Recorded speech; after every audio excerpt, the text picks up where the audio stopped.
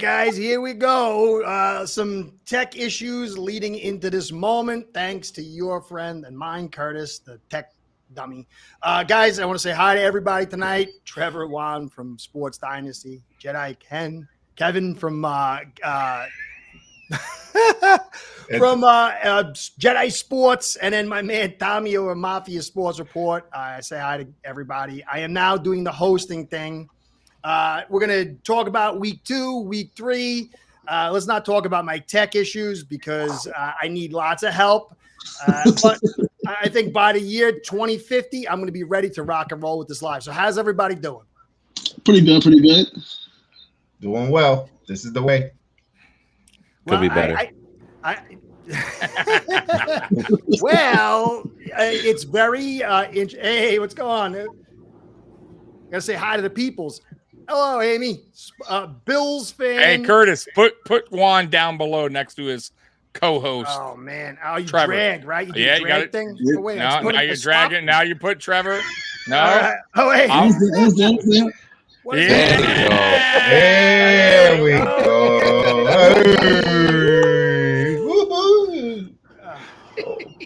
Hey, Scott, what's going on, man? Hey, Juan, Scott. this might be 3 hours, Juan. Be prepared. Guys, I want you to know that Curtis doing the AFC East Shakedown might be like the white elephant. You might see it once a year at best. So I appreciate everybody's patience. This is a really weird situation. You got Dolphins 2-0, Bills 1-1, Jets and the Pats not so hot. So I guess we're going to start off. I got the little list over here so I can stay on point. I guess we got to recap week 2. I think we should start off, obviously, with the Jets, because to me, of all the teams, the Jets are in the most precarious position because they have obviously serious issues at quarterback. So Jedi Kev, give us your prognostications, what you thought happened in week 2 and what you see going on with the situation with the Jets. Well, basically, week 2 came down to inability on the offense. You know, not getting first down, getting punched in the face, the offensive line issues again, and the lack of trust they have with Zach Wilson under center. We saw Dallas, and listen, back-to-back weeks against 2 of the top NFL-ranked defenses. I mean, you could say it's a little panic if you want to. Am I panicking right now? Not really, not yet. Do they got to get better in the offensive line? Yes. One thing that I am a little disappointed was the defense. And not to go too long with the whole Jets in 2 weeks. It's only 2 weeks.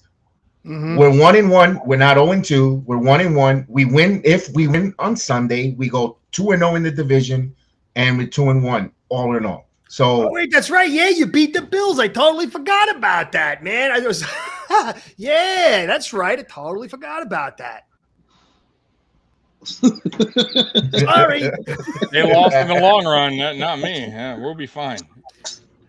That is true. That is true.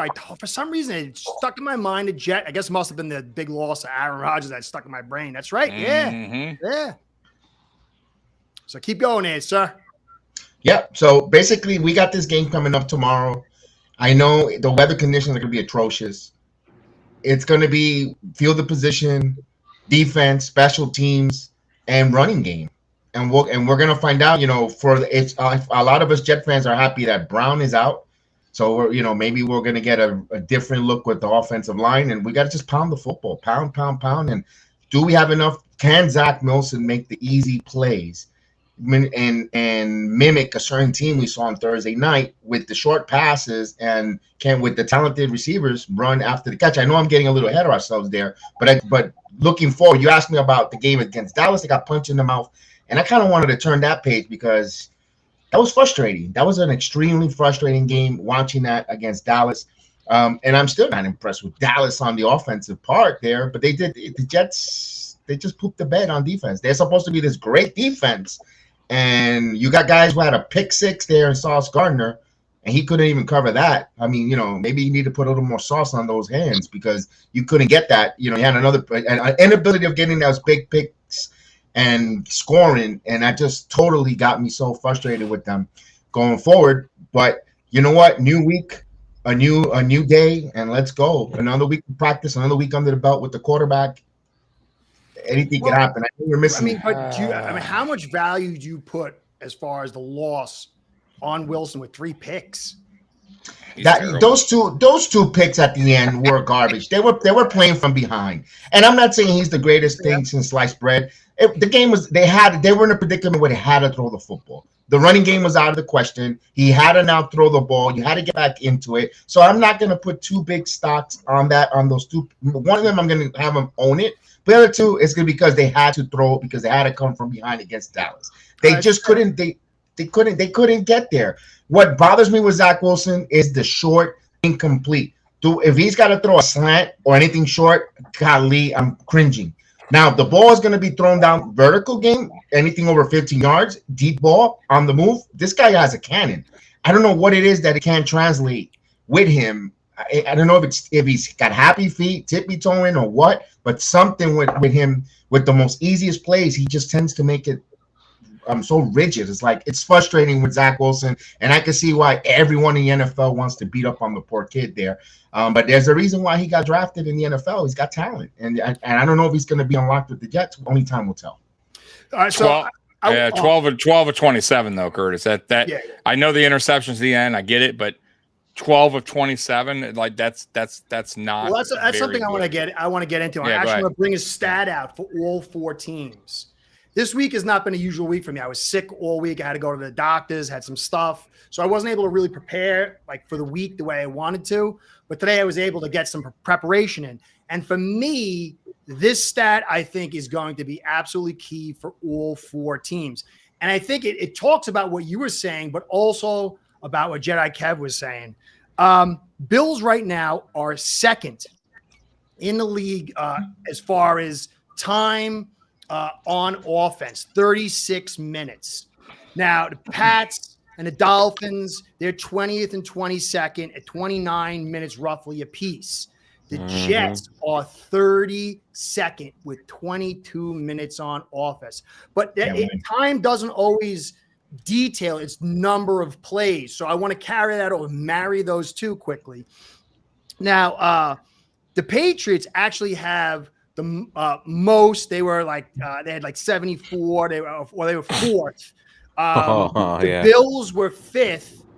The Dolphins were tied for 17th, but again, the Jets were tied for 31st. So not only in number of plays, but actual time, they are at the bottom end, and that is a recipe to destroy even the best defenses. And so that is I think that's why the same thing happened to my Dolphins a couple of years in a row. So I think that's something we all have to hold on to, is that these defenses, as the season goes on, are going to get ground up, even a great team like a great defense or excellent defense like the Jets. So I think that would kind of lend to what Tommy said.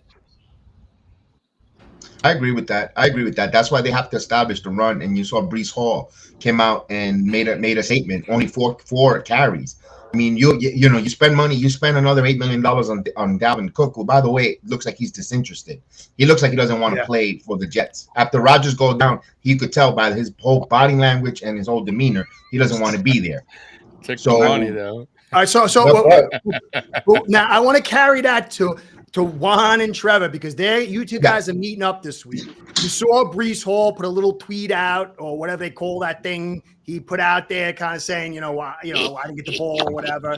Now you got now I don't know the terms over here. I'm not fancy like you guys, but I saw it's called the X now, Curtis. Oh, whatever. Thing. So, and now you do see a little bit of Cook being disinterested, maybe because Rodgers is not there. He's got a 1-year deal. And if he doesn't get good carries, then his contract's not going to look so hot next year. And he's got a heavily incentive-based contract this year. Oh, wait. Somebody's giving us money. Scott. Yeah, you missed a couple, brother. actually. We appreciate it. Scott's awesome, another one. Man. Scott's the best. He's the GOAT. Yeah, He is. exactly.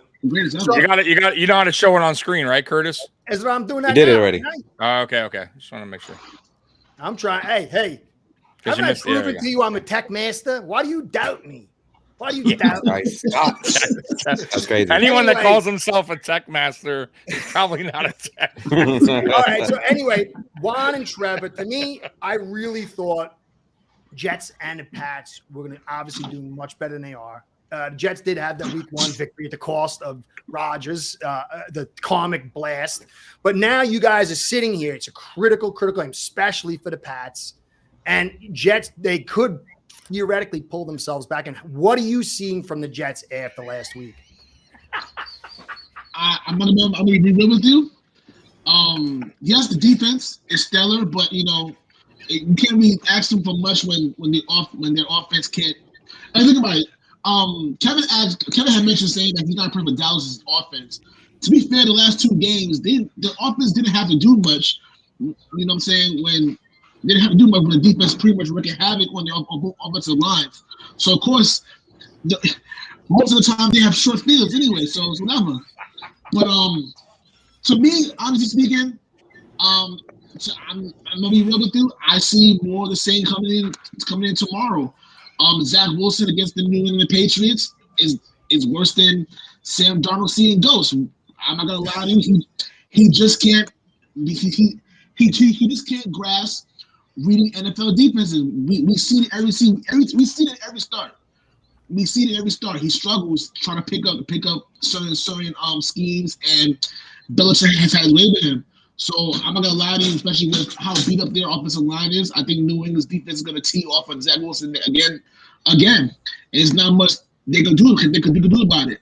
The defense is gonna hold its own, like it always does. But Zach Wilson, I'm not gonna lie to you, he is holding this team back, and that's to be honest, that's a lot to say about that. So Curtis, I'm getting yelled at. I'm getting yelled at. When hold on. I'm getting yelled at. You gotta read it. I didn't see that. I thought it was the same one. I thought it was another one. A lot of stuff going on here. Sorry, Scott. Oh my God. No, but you got to read it. Host over here, so please be. This is for a Bills huge win, a Jets slimy loss. Sorry, Jedi. The Dolphins big loss. Really sorry, Curtis. Bring it, Tommy. There you go, Curtis. See, that's why he wanted you to read it, because it was putting him over. I didn't. No, in general, right? No, that's what it was. Just go like this, Tommy. That's how I knew I was supposed to read it. I didn't even know it was a question. I was trying to pay attention. Too much stuff is stimuli, man. I'm like a one thing at a time. I mean, all chats, Curtis, when they come through, you highlight it, read it. Not every single stupid. You got this, babe. You got this, man. Right, We got you. All right. So anyway, so Juan, what do you think? I mean, look, you got it. To me, when you saw the Jets, what they did week 1 against the Bills, I talk about Dorsey, I got to give him credit later on for what he did week 2 compared to week 1. But that defense is so potent. But, do they have is there any hope for Wilson in your eyes this season? This season? Or ever? No. There's nothing that can be done to save that dude. As of right now, even though we have no wins, they're a worse version with Zach Wilson of us. Our defenses are beautiful that can carry the team, but the difference is our quarterback doesn't mess up anywhere near as much. Mind you, he messes up as much as Zach Wilson does. That's bad. You guys need someone who can be competent, someone, or you can make it easier on the rest of the division. And I'm fine with that. But do you think though that look, if you've got a semi-competent offensive line, Becton I think is not being utilized properly. You got 2 good backs. You've got an unbelievable receiver in Wilson. If Flacco beat up and kind of not in tail end, you got what's his face with the Bucks all those years ago. Can't you get something enough from this guy to make it challenging? I mean, do you think that Hackett? To me, my concern, and this is to you, Kev, is that I just don't like Hackett as an OC. I think I agree with that. Rodgers there calling at the line of scrimmage, it's doable. But when Rodgers said, I don't want cut blocks, and then he kept them in there, and the guy's knee gets blown out on him, And from what I saw from Hackett with Denver, my concern is not even so much Wilson. It's the marriage between the two. It's like me getting tech advice from me. It's like this is not a good combo pack. Before we continue on, can I say one thing real quick about Zach Wilson? What doesn't help is that, remember, this Jets schedule in the beginning is a murder's row. So none of the teams he's playing back to back to back to back is not giving him any justice to even show that he's somewhat competent. He went against the Bills defense first, and because of like the graces of God, they stole that game. Then they went up against Dallas's insane and ferocious pass rush. You're going to again go against the Patriots. You're going against the Patriots, whose defense is going to be just as potent. Then next week is the Kansas City, if I'm not mistaken. They actually look okay on defense for once. Chiefs. And then it's the Denver Broncos, whose defense does suck from what we saw so far. Yeah. So maybe that's the game that we may see something from Zach Wilson. That's the game I'm circling. If he sucks in that game too, then there is literally no hope. He will be at Denver though, so that's always a challenge. But to counter that though, if they to counter that though, if they go that far, right, with Zach Wilson all the way up to that game, and they're losing games all the way up to that point, then they really put themselves in a huge hole. That's a good point. That's true. They're not going to bring any quarterbacks. No, I'm just telling you. Like for me, if I was the Jets, and I think they already made him. I think you guys should have went out and already got somebody, or some veteran, had him on the team, learning the playbook. And okay, you start Zach Wilson. Last week, okay, didn't do so hot right against Cowboys. Maybe give him one more try at crack at it while this guy's getting caught up with the playbook. And then if he sucks next week, okay, you lost another game, but you still are in it. And then you throw that quarterback in there and see how he does. But I think if you wait all the way until week 5, week 6, then it's that's it. You might as well just put a wrap on it because you can't be that Harrison Jr. First and foremost, Hackett's just walking in on the door. First year head coach, offensive coordinator. Yes, they weren't expecting Rodgers to go down on an injury on the 4th play of the season. You bring in Wilson, who didn't expect to play. Okay, he didn't play well. And you're playing up against a tough Dallas team with Micah Parsons, who wrecks the game, with Lawrence down at the defensive tackle. They've got some guys out there. And by the way, they got some good corners in Diggs and Gilmore, which, sorry to hear the Cowboys losing him. I'm about saying not anymore. I know that. That's a crazy one. That's another tough task there. Now you're playing up against a division foe. I understand he hasn't beaten Belichick, but let's face it. If it wasn't for the punt return on special teams, that's how you walked off on the Jets last season on a victory. You got stole that one there. I understand you guys 14 wins in a row against the Jets. I get that. But this is a difference. This is a difference with a running game and a good defense, time of possession, which they suck at. I'm pretty sure the coach has to get into their asses about it. You gotta extend the plays, and the conditions are going to be atrocious tomorrow. There's going to be heavy rains. There are going to be winds. That's going to be nasty out there. Anything can happen type of game. So I don't know if we can really judge Zach Wilson again. As much as you guys there, and as much as NFL Thursday Night Football and everybody else wants to kill Zach Wilson, I know he isn't the greatest quarterback, but that's going to be a tough one. Can I say something though? So listen.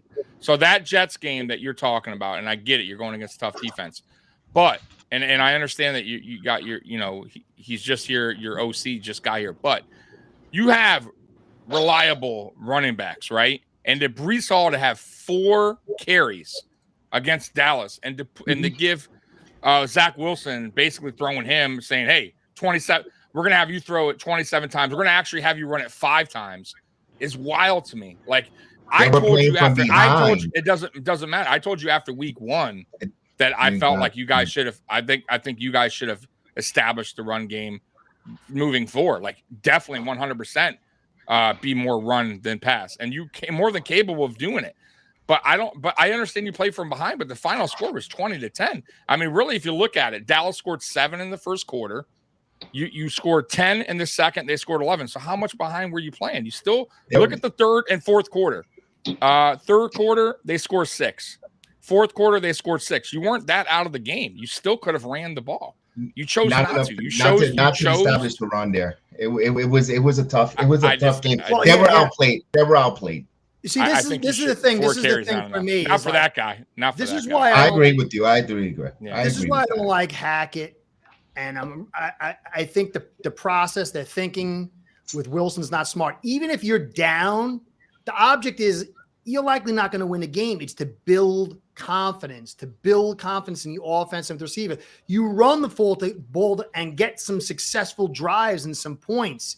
If you put this guy out there to throw, either A, they said, we're going to put him out there to throw to evaluate him, and if he doesn't make it, we're going to be looking elsewhere. But if they just came out to throw, and it was just to try to win the game, it doesn't seem like successful. I mean, even if he goes down, what do you do after that? They should get somebody in there that can compete for the job and be a good backup. I just think that's crazy for them not to do it. Hold on. I don't want to get in trouble. Hold on. Scott, what are you doing, man? Scott, you're spending too much money. You can ask these questions without spending the money. Hey, don't ever tell them that. Keep it coming. Thank you very much. You're very kind. Scott doesn't even give me all the. Let me say that. Let me say something real quick there. Round table on the internet. Hush up. The man spent $5. Give him silence. Acknowledge him. This is the most respectful round table on the internet. Besides making you laugh, great content. What a great team. All of you. You missed one thing, though. Yeah. They got the finest tech guy in the industry in Curtis. And that puts us over the top, baby. That's Don't right. forget that. That's why we gotta hit that like button. Hit that like button. But how, and let me ask you this. Here's a game plan when you have 8 to 9 in the box. Aren't you tempted to throw the football? And you know that, and of course he's under pressure. Every time the guy didn't have more than 3 seconds and someone was on him. You know, you got the box loaded. You can't run because they have 8 or 9 at the box. Then when you go to pass play, and I was saying it on my watch-alongs. I do the watch-alongs all the time. What did I say? Zach Wilson, first play action pass. Go and hit the home run. Granted, it wasn't a long ball. What he did, play action pass. Wilson, they caught Wilson, and he scored that touchdown. Utilize the damn play action pass. Freeze the linebackers up and all the safeties, and go and use the talent you have one-on-one with the wide receivers. And sometimes that's what sometimes frustrates me. Use the play action, and that damn shotgun formation. Get under center, and if you got 2 big running backs, go for it. This is my thing. This is my thing. What I see, it's just like almost like you'll see there's a lot of average players in the league, and then there's a few exceptional guys, and there's a big difference. It's the same thing with coordinators. I mean, you see what O'Brien's doing, you see what McDaniel's doing. Now, Hot Dog Patricia wasn't even average, but I just feel like Hackett's not even average. I think if you can run the football and set yourself up for first downs. And if you're getting at least some first downs on like a manageable third down, you're putting him in situations. But when you're throwing the ball that much and you're that unsuccessful, you're off schedule. And I think that it kind of gets this chase effect where really good OCs are patient. And I just don't see that in Hackett. Look at the difference between Peyton this year and Hackett last year. Peyton's not winning, but you could see much more cohesion. And I just think that they're not setting the kid up for saying, I got some people over here that said some stuff. Yeah, all right. We're going to be a mudfest too with Washington. Yeah, it's all going to be rainy. Bad weather. It's going to be rainy, right? Yep, the whole East Coast. Quick question though. Hey, real quick though. How long though, Jedi Kev? Just as a fan, then I guess I'll ask you for the organization. How long do you go on with bad games like that though? Like how many games do you let that slide and just say, well, he went against a good defense? I'm just curious. Like when do you eventually say we need to make a change? It's not an excuse for Wilson, because I don't know what Tim Boyle is going to be coming in and as a backup. Everyone gets excited for the backup quarterback. Everyone, it's going to be come in and he's going to light a fire. I don't know. Be honest with you, I don't think we have a solution to the problem right now. I don't think it's in Florham Park. So why not go after the guy who's got money invested as your number 2 pick? You know, you got to sink or swim. He's got to sink or swim. Unfortunately, I will say, you know what? I've been saying after we find out after this Patriot game next week, you got to try to see what you could do with a Carson Wentz. You know, it's not going to cost draft picks. You got to, you know, that's just money. Just bring him in for a workout, see what he's got there. You need, at the end of the day, what the Jets need, you need someone who could throw the ball safe underneath, who could hit a safety blanket with a running back in the backfield, hit someone with a slant. You don't have to be the most, you know, just something game manager who's really good, and I think you could go well. A little more improvement over Zach Wilson, but right now the guy is not in Forum Park. He's not in the building. Well, the thing is this is my view would be this. If I was running the Jets, you got extra money because Aaron Rodgers took the cut. You could get a Matt Ryan, and you could get what's his face, the guy who's floating around. I don't like that other guy. The guy, what's his name again, from the Eagles? Wentz. Yeah, because Matt Ryan's not interested. He's a cancer for the locker room, bro. Yeah, he's not interested. He's not interested. And this is, and I know we want to move on with this, but let me say this real quick. I was saying that on my channel too. I was like, bring in Carson Wentz, have a conversation with him. He's got all these rumors. Listen, we only need you here for one more year. Come in here. You're 29 years old. Revamp your career in one of the biggest markets in the NFL. You can write your ticket, get another contract. You could stick it to all the naysayers, to the Philadelphia Eagles, yada, yada. You got a hella good team here. All we need you to is game manage. We need you to just make the right throws. You don't have to put the team on your back. You try to sell them with that bill of goods. You never know. Motivation. I always say money motivates every athlete in the world. And if he wants to get another contract, that's right there for him. And that's my pitch that I will go to a Carson Wentz. Game managing ain't in his DNA. I'll tell you that right now. Right, no. Yeah, no. You guys need that. You need some guy to just manage and get the ball to Wilson. Right. And let this defense rest. But we'll talk more about that in the next portion. Yeah. I'll get into Tommy. We're going to get into your stuff because to me that was the highlight. Honestly, for me personally, it was the highlight of the week from a football standpoint because Bills were on the rope early, but I've been saying for a long time that balanced approach is nitro to your team. It's nitro to Allen. So I'm going to save yours for the last part of the week. Yeah. We're going to get into the Pats and the Dolphins because we can kill two birds with one stone. And because Mafia Mom brought up about that special teams block punt was a thing of beauty. They really field goal block. I think it was a field goal. Oh, field goal block. Field goal block. That was really, really nice. So we'll kick it off with you guys. What did you think from last week? Then I'll give my spiel, and then Tommy can get into it, and then Jedi Kev. I'm getting really sick and tired of the slow starts and trying to come from behind, and then when there's a play that doesn't go into our favor, the fan base goes into a fuss of, we're getting shit. No, I'm not. I got into a lot of Patriots fans this week, and I'm like, no, we're not going to do this. This was a winnable game for the Patriots, but unfortunately, again, a lot of scenarios just aren't clicking. Now, I know we had a lot of injuries to all hell. You had Chris Collinsworth, blowing off Tyreek Hill for what he did against the Chargers, but we are not the Chargers. Our defense is not the Chargers, as you can see. We held Tyreek Hill to 5 catches to 40 yards. And that's without Marcus Jones, and we did a good job containing him and do what we had to do with there. It was a good touchdown pass he got to him anyway. That was cool though. But other than that, we did our job defensively. Offensively, and the play calling had to get better. It has to get better. Like, you can't continue to be so conservative and to the point where it's so predictable that even we know what you're gonna call before you guys do it and you do it. Like, come on, it's ridiculous. And as far as the call that everybody was complaining about, listen, to me, it doesn't matter to me because we should not have been in that situation anyway. So, yeah, it was unlike last week with the Philadelphia Eagles, I felt good about this game. I was a little bit more upset because it's like we keep shooting ourselves in the foot. And these are winnable games, but that's my take on it. But no, it's fair. It's fair. Juan, come on, man. on. So, this is the reason why I'm never positive, and I stay negative all the time. It takes expectations down. You know, you won't get as disappointed. You see it coming, so you just prepare. You're good. So if you're positive, you see that debacle last Sunday night, and you're ready to, destroy your apartment. This coaching staff makes me so fucking sick to my stomach.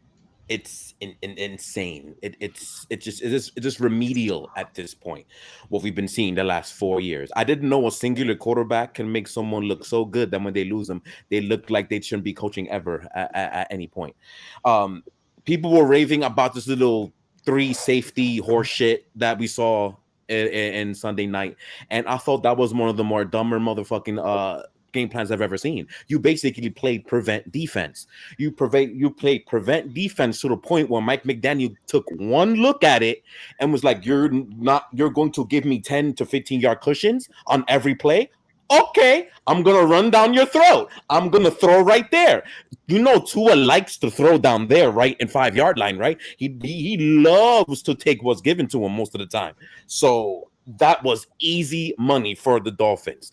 Yes, they only scored 24, but it kind of counts with the territory when they score most of their drives. It was very simple for them. And the biggest reason why that pissed me off is because if you remember last week, I said that the X factor of this Miami game should be the defensive line of the New England Patriots. Guess what? Prevent defense takes away the front 7. They do not have time to get to the quarterback because everybody's 10 yards deep or more. So that ruined everything, especially when you have injuries in secondary. I understand that you're scared that Marcus Jones went down in the first quarter. I understand that we're missing secondary pieces. I get that we missed John Jones, but shouldn't that be more prevalent to try to get to Tua and try to take advantage of a weaker offensive line that did not have their best offensive lineman in the game? Don't you want Judon to go ahead and rush the passer, not be in coverage? Don't you want Uche to get to the quarterback? Don't you want your front 7, which at that point is your strongest defensive unit with an injured secondary? Don't you want them to kill? No, of course not. You want to drop everybody back. You want to have Jelani Tavai on coverage to get diced up all game. You want Judon to be your best pass rush to be on coverage and get diced up all game instead. These people piss me off, and that's just on one side of the ball. Now, on the other side of the ball, this team has one receiver that actually has legs, has one receiver who can actually put on the Jets. And what do? You bench him for the home game because he had a fumble from a pretty damn good play by freaking Bradley Chubb, who punched it out of his hands, coming across the field to punch it out of his hand. But I saw that coming because too. of that. I did too. I'm like, he's getting it, boy. And you benched him for that. And what's funny is that he had 4 targets in the first quarter before that happened. So obviously he was heavily involved in the game plan. So then you bench him and then you fuck up your whole game plan in the first quarter. And now all you're doing is screens to slow ass Devontae Parker. All you're doing is freaking little things to slow ass Juju Smith-Schuster. And now you took away the only guy who had speed. So now you're useless on offense. Thank you very much. This coaching staff just makes me fucking physically ill. I'm so sick of talking about this. Take over. I'm done. It's so weird. It's when you have say problems with your wife or something, you go to a psychologist. You both see things from your perspective, and then the psychologist sits there and goes, "Oh, they see things clearly because they're on the outside."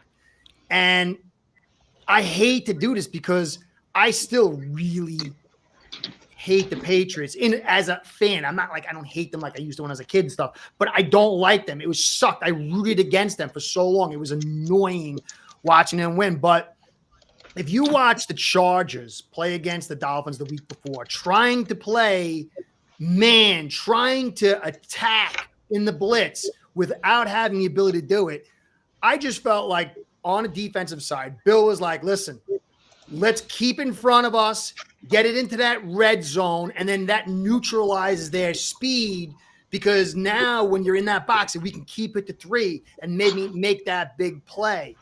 And, if you look at the difference between the Dolphins week 1 and week 2, I thought despite this crazy allowing this underneath pass, it really inhibited the Dolphins. They opened up to that 17-3 lead, and you had that fumble. You had some big plays, like missed tackles and stuff like that. But you kept it close without starting tackles, with Onwenu with the bad ankle, Strange with a bad knee, and then missing all 3 Jones at some point. I know it feels like, there's a same, but to me, on the outside looking, I saw a more coherent offense. That fumble was really big. I didn't like Mac throwing that pick. I thought that was a dumb read. And there was a few plays in there I might have chose differently. But from the outside, and I don't watch them as much as you guys, but I felt this, all things considered, you guys actually played well. I'm glad you're saying this. I'm very glad you're saying this, because this is the work of someone who doesn't see how often this team fucks up the same way year after year after year after year. That's the problem. See, that game plan will be all well and good if you had a competent offense, but you do not, and they know they don't have a competent offense.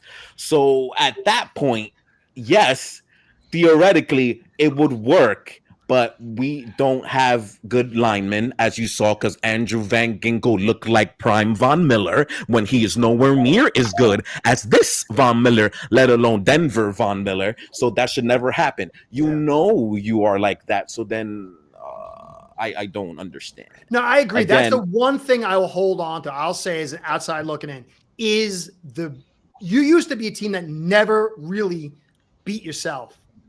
And now you're constantly doing it, both games. And so I will say that is I think that's more of a key than the lack of Brady. And I don't know what that is and why that is. But anyway, well, we'll hold that together. We'll go to Tommy. Tommy, give us your take on the Dolphins and the Patriots, what you see from them going forward, good and bad, and what you saw from last week, good and bad. I think I was close on my score prediction on this game. You always are. I don't like you. I thought the Dolphins were going to win, but I knew it was going to be close. I thought the Patriots, I understand what you're saying, Juan, but I thought they game planned that well. I thought the first half, what they did was they played almost like a prevent type of defense. They didn't want to give anything long.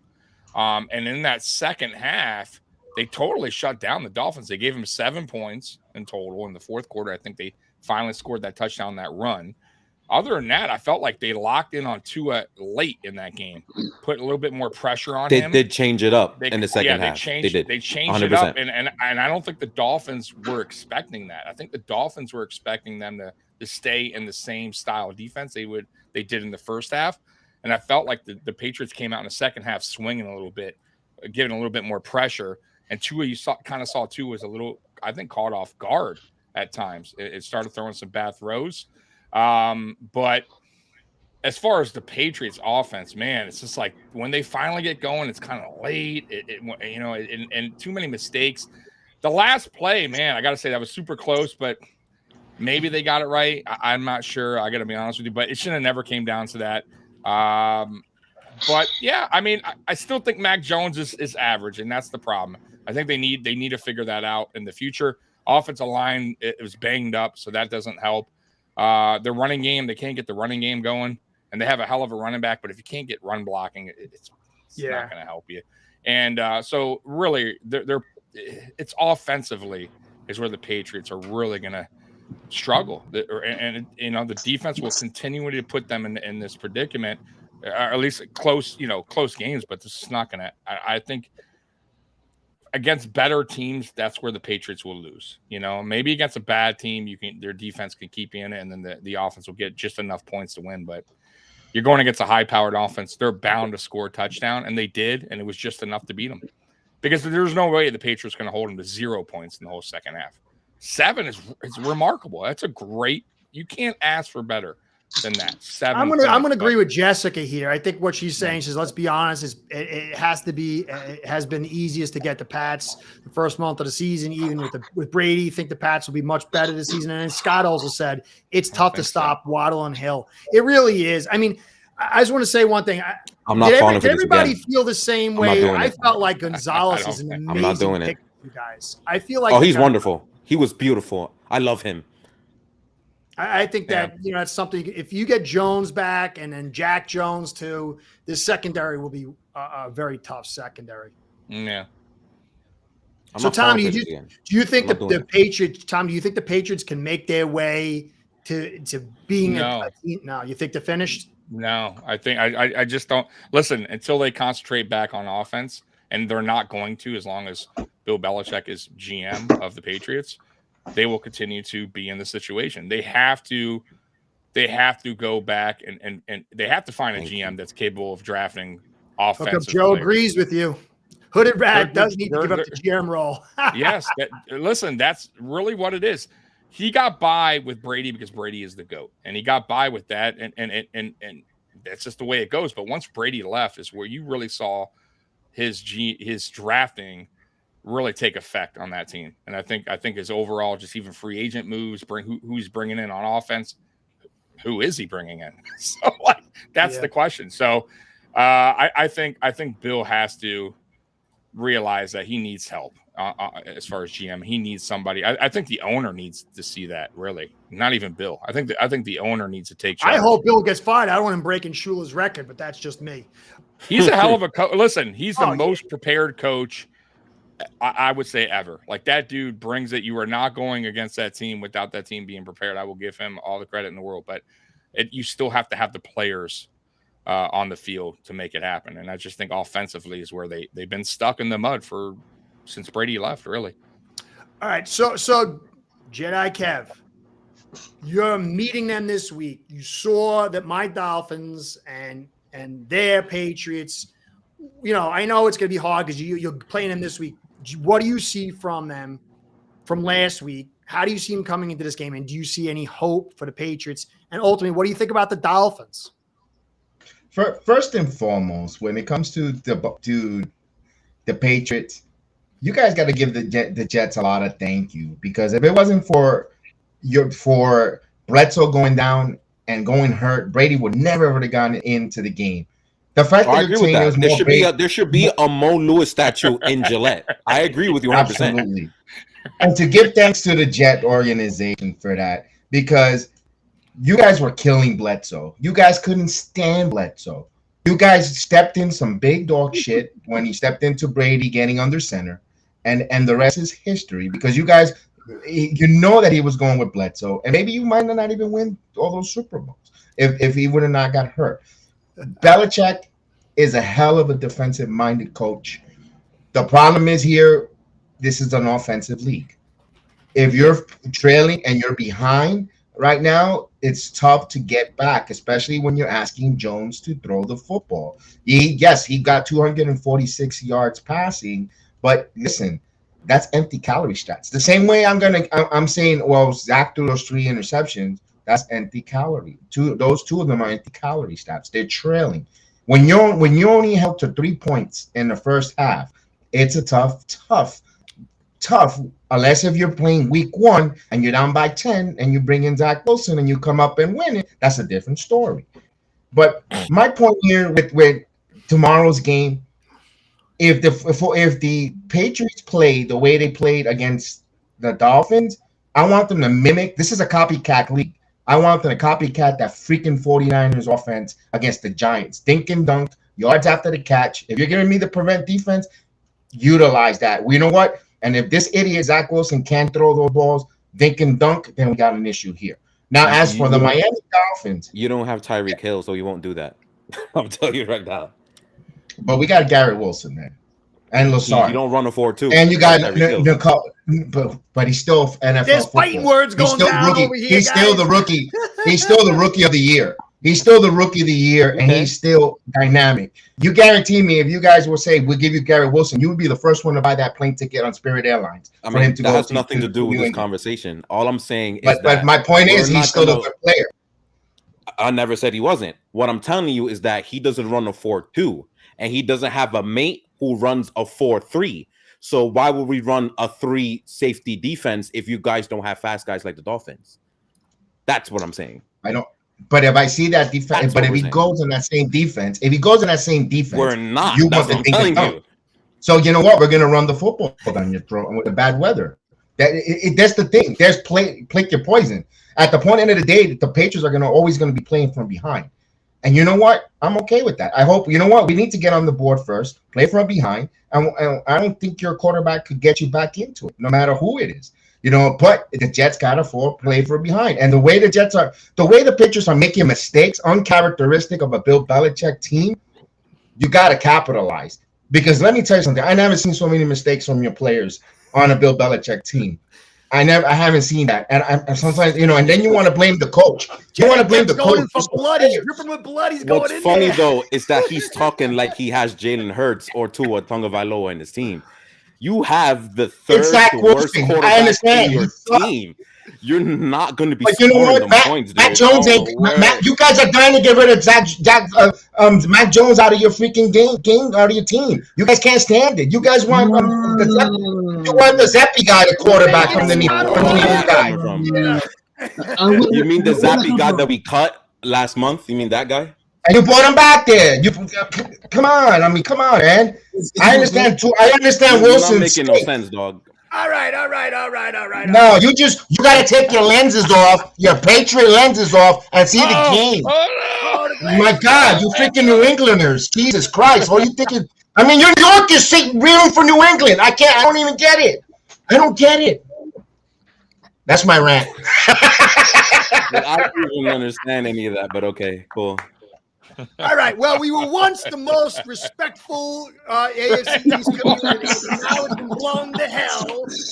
Right. So let's. Curtis has lost all. All right. So now, without being nice, what do you really think about the Patriots offense? They often suck. They're entitled. The whole fan base is entitled. They're the Yankee fans of the, and I'm a Yankee fan. You guys are acting like Yankee fans of the football world. Oh, really? I mean, that's Dallas, but okay. So do you? Okay, here we go. Let's get. Since I'm the host and I am the tech guru and I can control the whole thing. If I knew how to do it, I could block everybody and all that stuff. I can't do it. I can't do it, Tommy. What do you think about my Dolphins at 2-0? Is it snazzy? You know what? I picked I picked them twice, 2 weeks in a row to win. Very high on them. Obviously, I've been honest with your Dolphins. They have the talent. They're a talented bunch of teams. They play in a good weather stadium. Granted, they had already, they've taken advantage of some good weather, both in New England and in LA. The real test comes when they have to play the NFC East. Remember, they got to play the NFC East teams coming up soon. We're going to see how Dolphins really play. They have the offense, they have the tools, but the one thing that worries me is your head coach with in-game decision. It hasn't come up to bite them in the ass yet.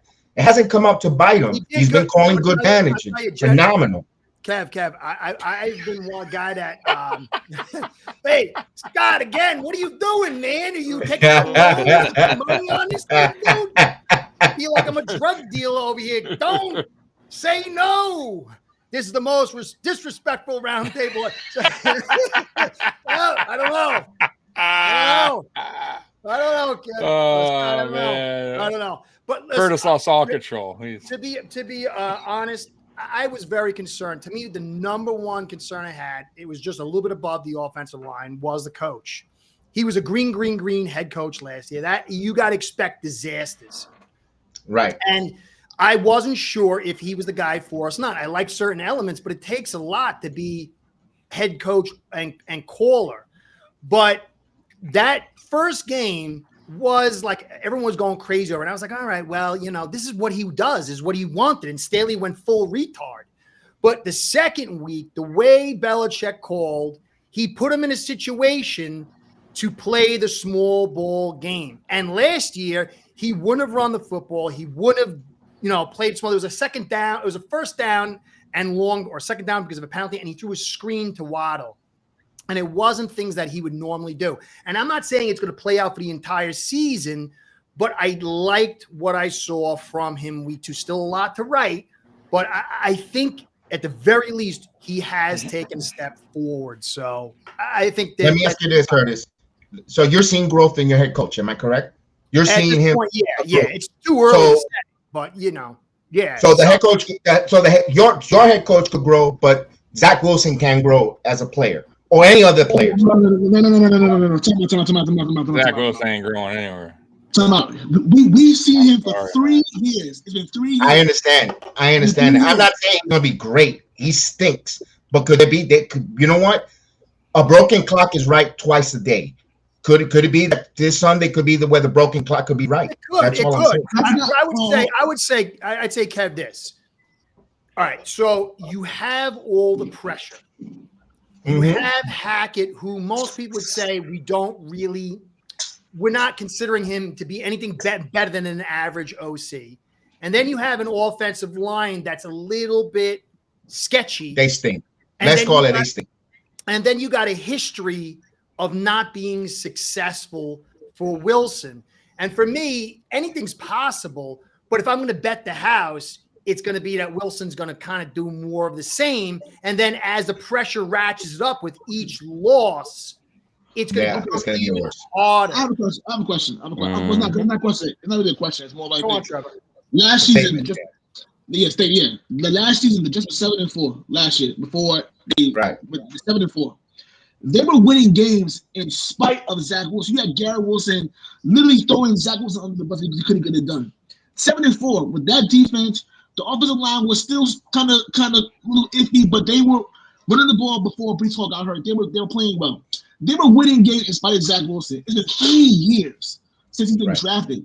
If he hasn't progressed now, when is he going to progress? When is he going to? And you're right, because remember, the whole team put on Mike and Efren White t-shirts. By the way, it was the mistake of the head coach. That right there was a terrible mistake. That was terrible. And you know what? The kid is uphill here. But let's stay with the Dolphins because we can stay all day complaining about. I was going to do it right now because I'm looking at the clock. It's an hour. All right. One last thing before I want to go. Just a quick yes or no. Jessica has a good point. I like Cole Strange. Didn't like him in the first round. I thought he's a little under physical. We heard good things about him. Trevor and Juan, do you think that Cole Strange is or is not a first round pick? Of course not. No. Okay. Absolutely not.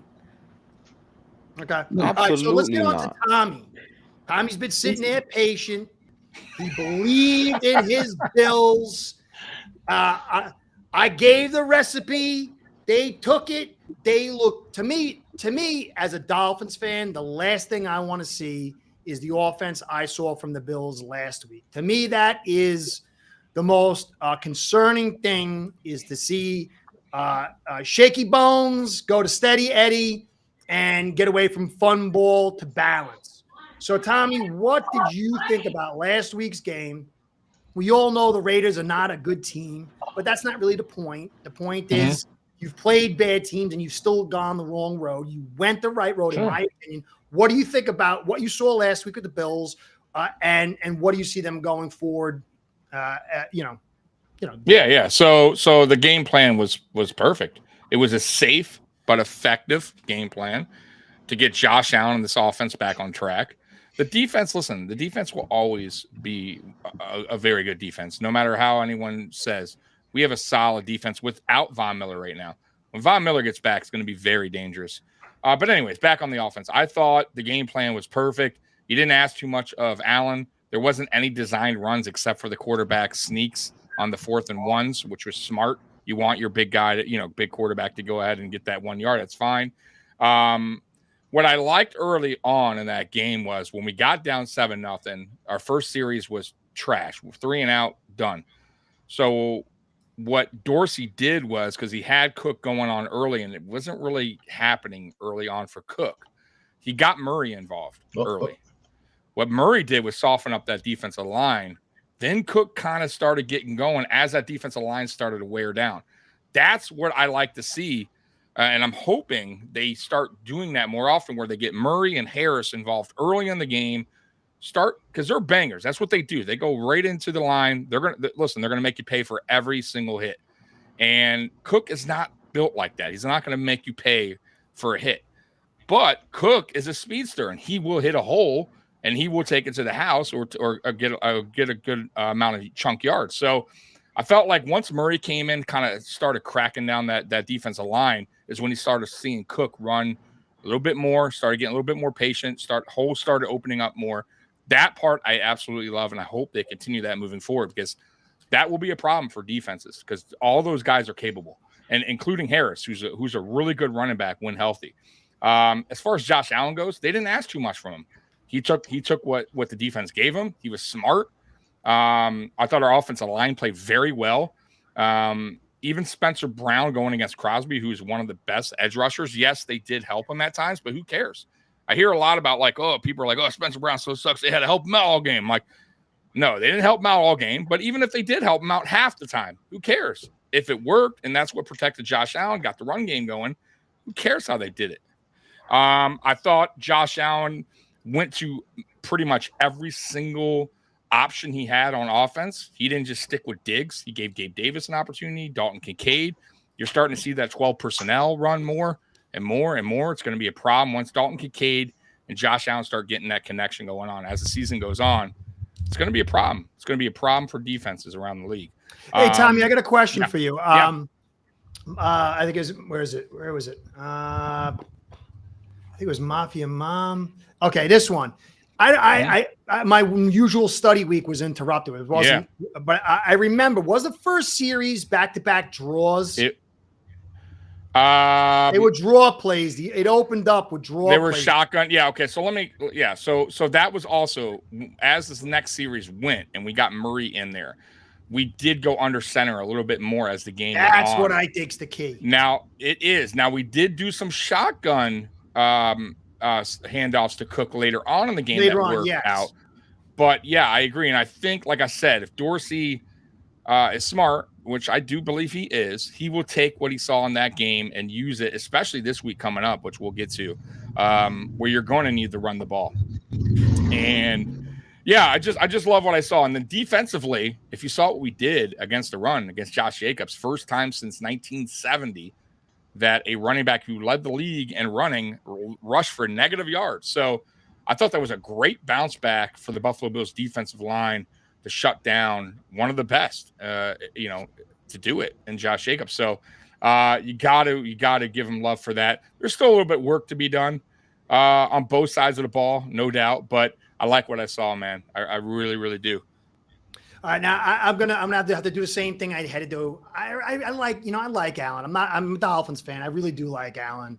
I wish he hadn't been drafted. The problem was I liked him going into the draft, and then when he got drafted by you, I guess some of that carried over. So I was happy for him. But I've been saying this is your offense for 3 years now, and I think that is just some people don't really understand that when a quarterback like Allen or any quarterback is under center, the ball is lost.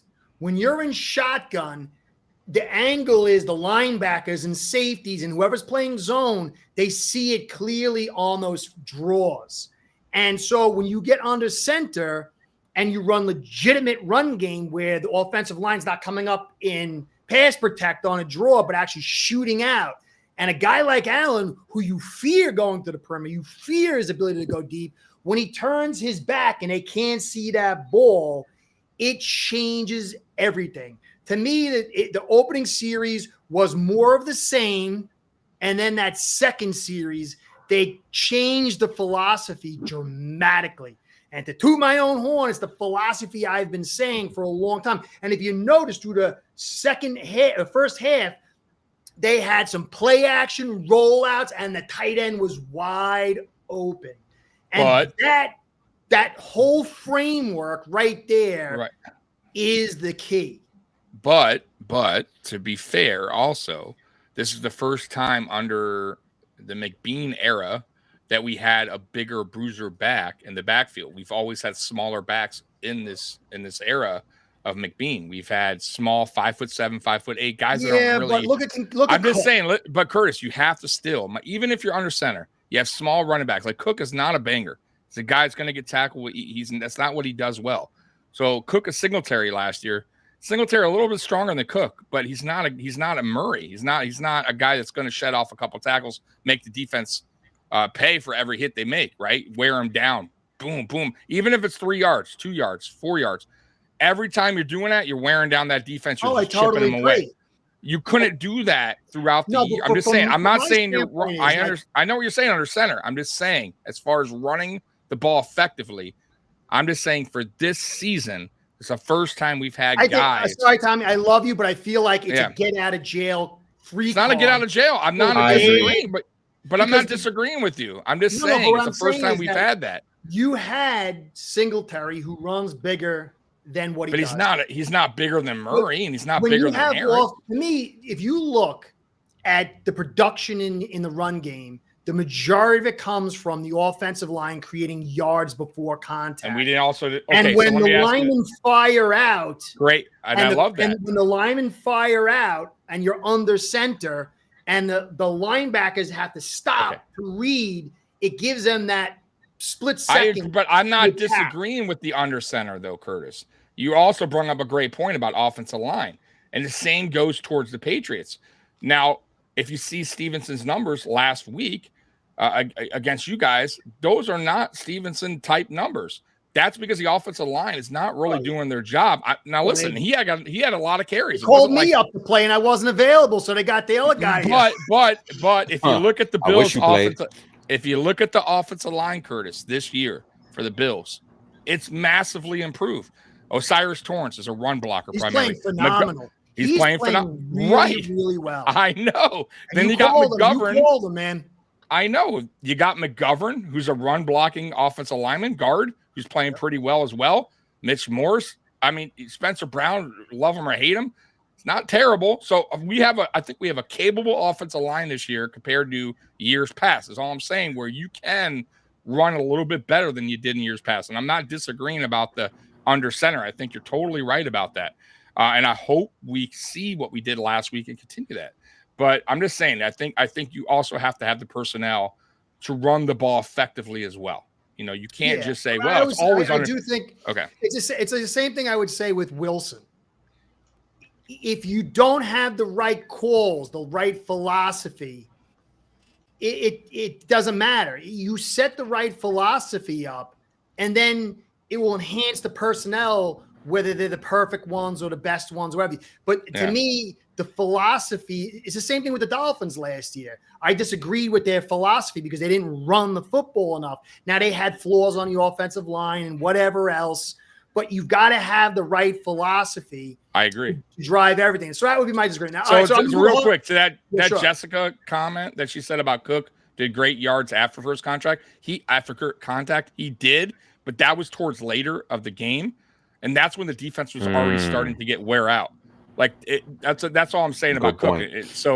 Cook really got going in that game where he really was most effective late in the game when the defense was already starting to really chip away or like get bruised up from all the hits they were taking early on from tackling Murray and Harris. I'm just saying. So that's what I want to see continuing with the Bills, because you're not going to Cook would not be effective early in games. I'm telling you right now. One more point on Cook. Cook is tremendous. And one of the things I really, really like about Cook is when you have Allen under center and you hand that single back run, everybody converges in and he does that gap and a half jump cut, and then he bounces it to the outside. He's super and fast. I just think that everything will flow and I don't want it to. I want you to go to shaky bones, fun and gun. But to me, that under center with everything else that you do, the shotgun and the draws, I just think it accentuates everybody. And he also has had good yards in receiving too. He's a good pass catcher. Yeah, he really impressed me. Trevor, Juan, what do you think about the Bills last week? What do you think about that going? And then Jedi Kev, we'll get to you last. And then we're going to start on you first. Okay. I don't think it's much of a surprise, honestly speaking. I think that this is what I expect. I expect the Bills to win the game pretty handsome, pretty easily. Anyway, it was good to see the offense, get back on track. especially when everything happened the week before against the Jets. Yeah, what you wanted to see, Josh Allen bounce back. Not much you can ask. Much you can ask for him, honestly speaking. The Raiders just have their own problems. They have their own problems, but it was a good win for them. So yeah, not much to say here, honestly. We expected this to happen. Juan, what about you? Yeah, it's what I expected for the most part. I think Tommy and I, we almost got the score right too. I forgot how much we were off by. Yeah, we almost got the score right last week. I had it on the nuts. I said 35-10. I had it just by see. Yeah, it was easy to call for this. I was so close. Yeah.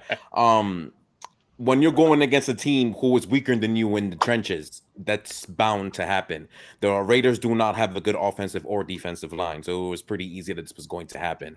Plus, you have a limited quarterback who's not really gonna take advantage of any deep shots. It's Jimmy Garoppolo. So, like, what am I really scared of? It was the perfect bounce back team for the Bills after a weird loss from the week before. 100%. It was. Love it. Yeah, so love it. This was easy, and it won me money. Thank you. Yep. I just want to read Mafia Mom's the thing over here.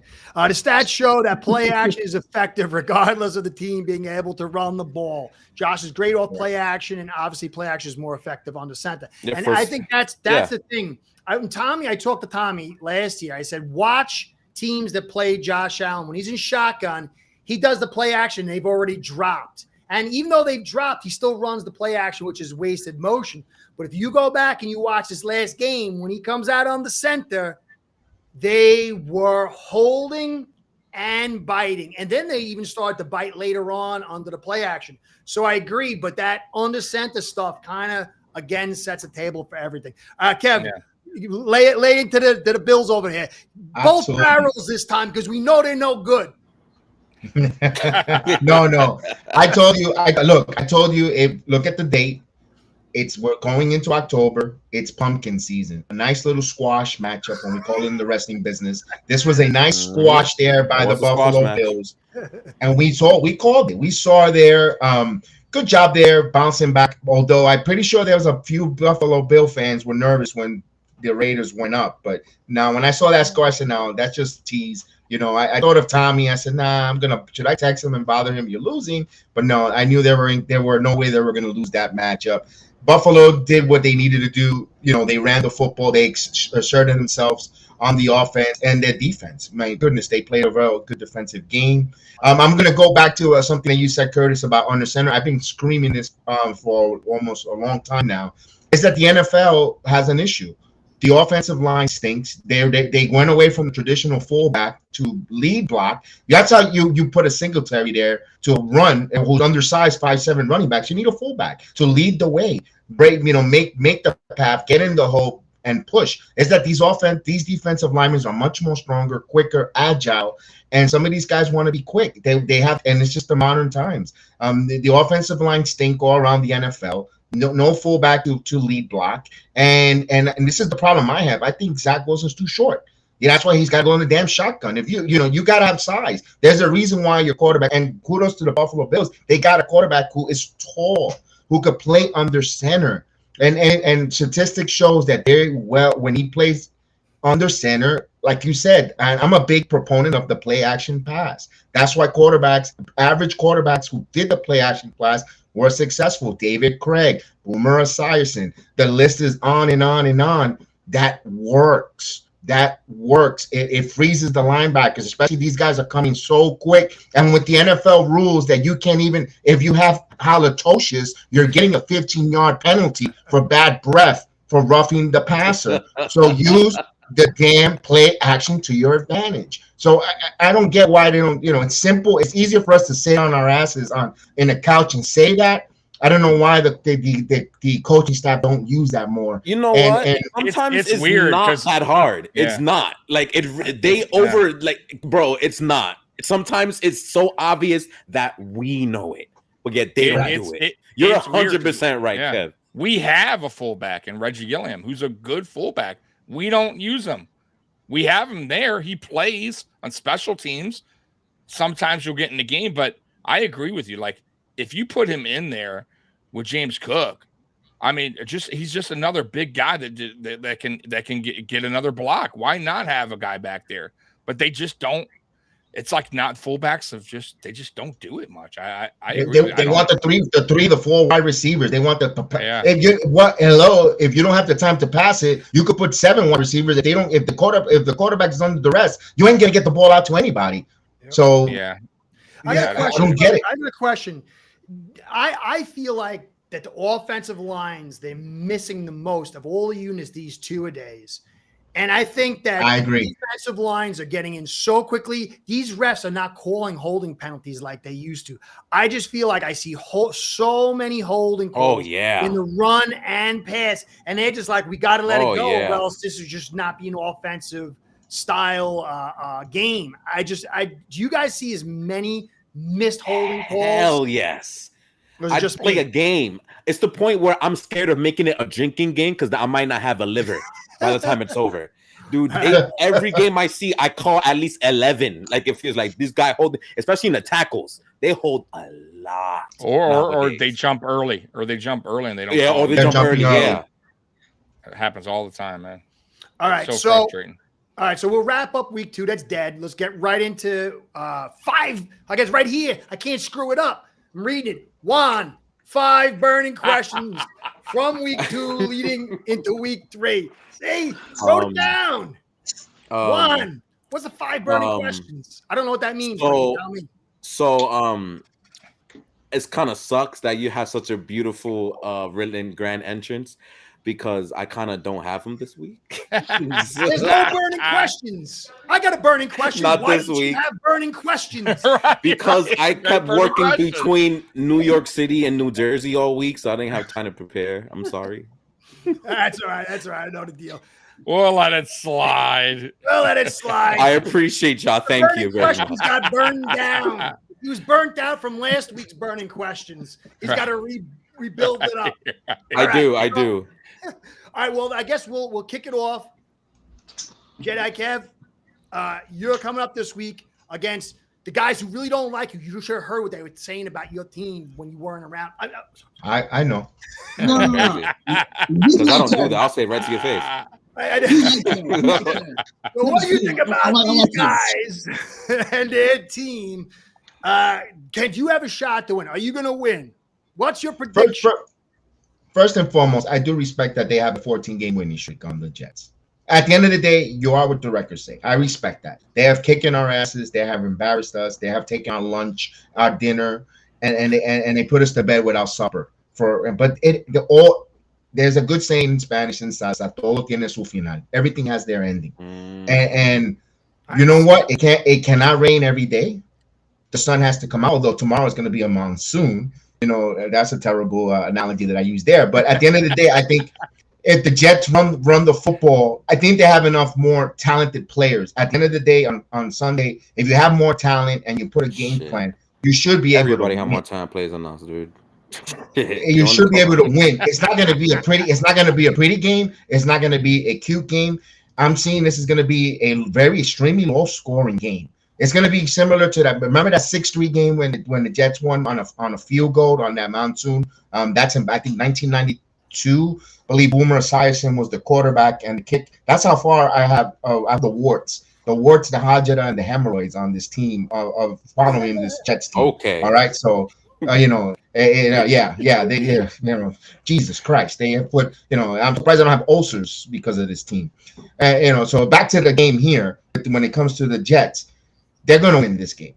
I think they're going to win it ugly. Last second with a free walk-off field goal. It's probably going to dink and hit the damn upright, bounce in, and we'll win a squeaker. And we're like, you know what? It is what it is. But, because I don't know. At the end of the day, who's not going to sit here and root against their team? I got to see the Jets win this by a shitty field goal. It's not going to be a cute game. It's not going to be the glamorous game of the week. I think they just win it. I have really nothing there. I no faith in Wilson, but it's going to be bad. They're going to say more excuses. Oh, the conditions were bad. The weather was bad. If the Jets don't protect the football, though, they're in trouble. If they fumble the ball, if Dalvin Cook, and we'll get back to Cook, if he's playing without the way he played, he doesn't want to be here. Just be honest with the team so they can find your home. There's a lot of NFL teams that need running backs, Cleveland, so forth. We can make a pick. We can move you, do something if he doesn't want to be here, because they got running back room there that could run. They have Michael Carter who could run the football. Izzy Adabakanda, who's the 7th round pick from Pitt, who that kid is special. I'm telling you that. If you don't want, get Cook out of here, he doesn't want to be here. Run some young, hungry players. And again, I think the Patriots lose this game barely. It's not going to be pretty. It's not going to be cute for the faint of heart. They're going to barely. Jets win this by just the skin of their teeth, man. All right. Do you think at any point the Jets quickly are going to move off Wilson, get somebody in here for a year? Or are they just going to ride with them the whole season? That's going to probably happen after week 4. Going into that Denver game, I think that, because they're going to play Monday night or Sunday night football against the Kansas City Chiefs. Boy, that's going to be ugh. And I think they'll bring someone in. And if they lose to the Patriots, like by double digits, by 10, then you look for someone on Monday morning to be there. Monday to be there in camp, trying to get an opportunity to start or backup role. All right. So Juan, do you think you're going to end the streak? We ended your streak last year from 2001, not going 0-2. Are you going 0-3? I don't think we are, but just like Kev said, it's gonna be so freaking close. It's definitely a coin flip in this game. It's definitely it's raining crazy right now in New York City as we speak. Supposed to do this all weekend. It's gonna be messy. It's gonna be muddy. It's gonna be gross, which is how a lot of defensive-minded people like it. Right. What has to happen in this game is similarly what Kev said earlier about thinking Duncan. That's what has to happen for either team for them to win. It's going to be about the efficiency of the offenses going against those great defenses, plus the weather. I think in this game, I think we're going to be utilizing, I hope to God, we're utilizing Demario Douglas, which is the receiver I talked about earlier that got benched for no reason.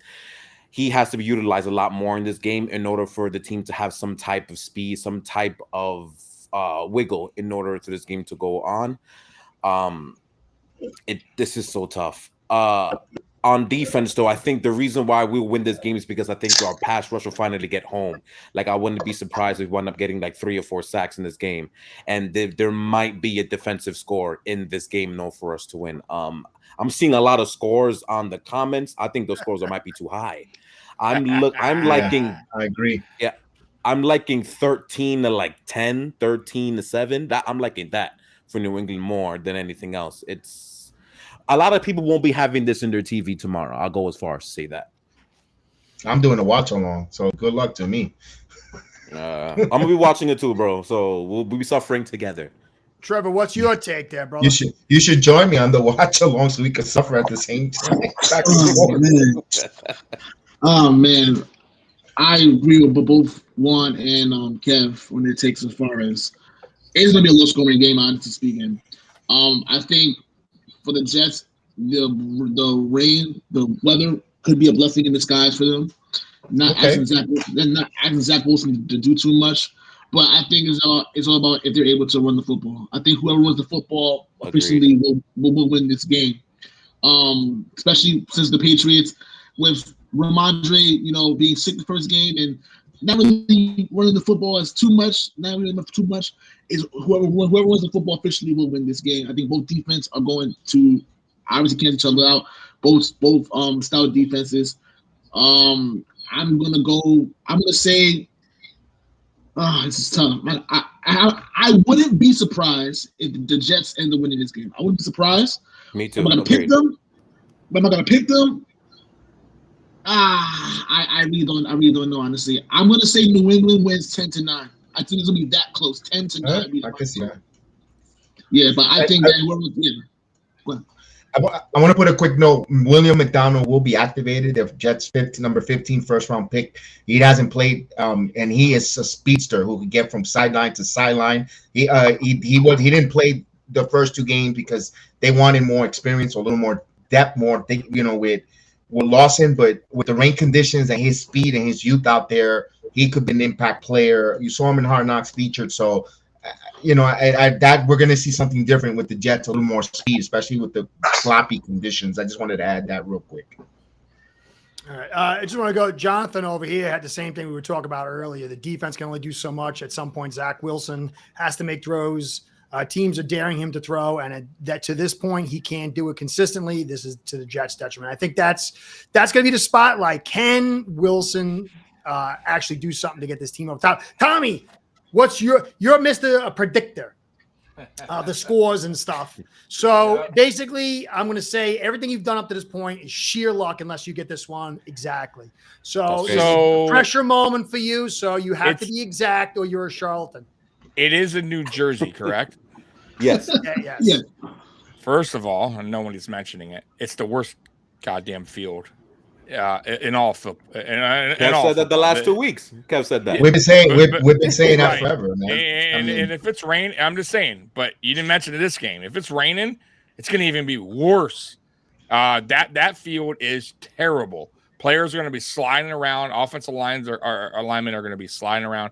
I think this is going to be, and to no surprise, a defensive battle. And I just do not see the Jets winning this one. I do not like Zach Wilson. I think he's terrible. And I think that Mac Jones is a tad better. Though I think Mac Jones has less weapons. I just feel like Zach Wilson is that bad. So I have the score being 16-9. I think the Patriots are going to win this 16-9. I think it's going to be an ugly game. It's going to be turnovers by both teams. But ultimately, I think the Patriots do enough to get the job done. And by the way, I think they get their points on turnovers, meaning they'll have good field position to get some of it, maybe a touchdown, a couple field goals, and that's how they wind up winning against the Jets. And to your point, Dalvin Cook, I don't know what the hell is going on with him because he's a hell of a running back. And like you said, it just seems like, man, dude, you got paid. Like you got what you wanted. Go out there and run the damn ball like you mean it. And if you didn't want to be on that team, you should have never signed with them. And people, what's going to happen is the media in New York is ruthless. And if he continues that, boy, he's going to it's not going to go good because they are going to attack him on all levels about taking the money and not showing up on game day. But you guys got to run the ball. But my thing is, can you on this terrible field? And if it's that bad of weather out there, I don't know if you're even going to get that going with the offensive line being sliding around all over the place. So I don't know, man. I think it's going to be close. 16-9 is where I got it. They will run the football. They shown it. They played in some terrible conditions in training camp with rain. If you saw some of the Hard Knocks, they ran. They play there in that slop. And when run offense with the offensive line, the run block doesn't scare me. Doesn't bother me. It's the passing scheme with the offensive line that worries me. And let me ask you a question. Without knowing between who do you think between these two quarterbacks who could throw the football in bad weather? Who has a stronger arm strength? Well, it's I don't Wilson. think Zach. He might not be the accurate, but he's the strongest. Exactly. So to be fair, exactly my point. So he may be stronger because I think Mac Jones is average across the board, but Zach Wilson's he may have a stronger arm, but accuracy wise, who cares if he's throwing over? But in the bad, my point, and in bad weather conditions on top of that. If you got a corner, if you're going with your corner and the cornerback slips and falls, and you need someone with a strong arm to throw the football, but can he get it there? Like Zach, can he get it there? Can he find them? I understand that, but if he has to, if he's able to throw it with some oomph without the wind taking it, he could get it. Anything could happen in this game, a slip, and it could happen the other way. Clark could slip on his ass, and even Schuster could go for the house. So you never know. Yeah, I agree. Hey guys, I want to say something here. It's very important. I believe in honesty. I believe in truth, and I want everybody to notice. I told Tommy they're gonna win 16-9. he took my prediction. It's a stolen prediction. So I'm saying 16-9. You got the Patriots? No, I think for me, both these teams have issues. I think to me, the Patriots' biggest problem is health.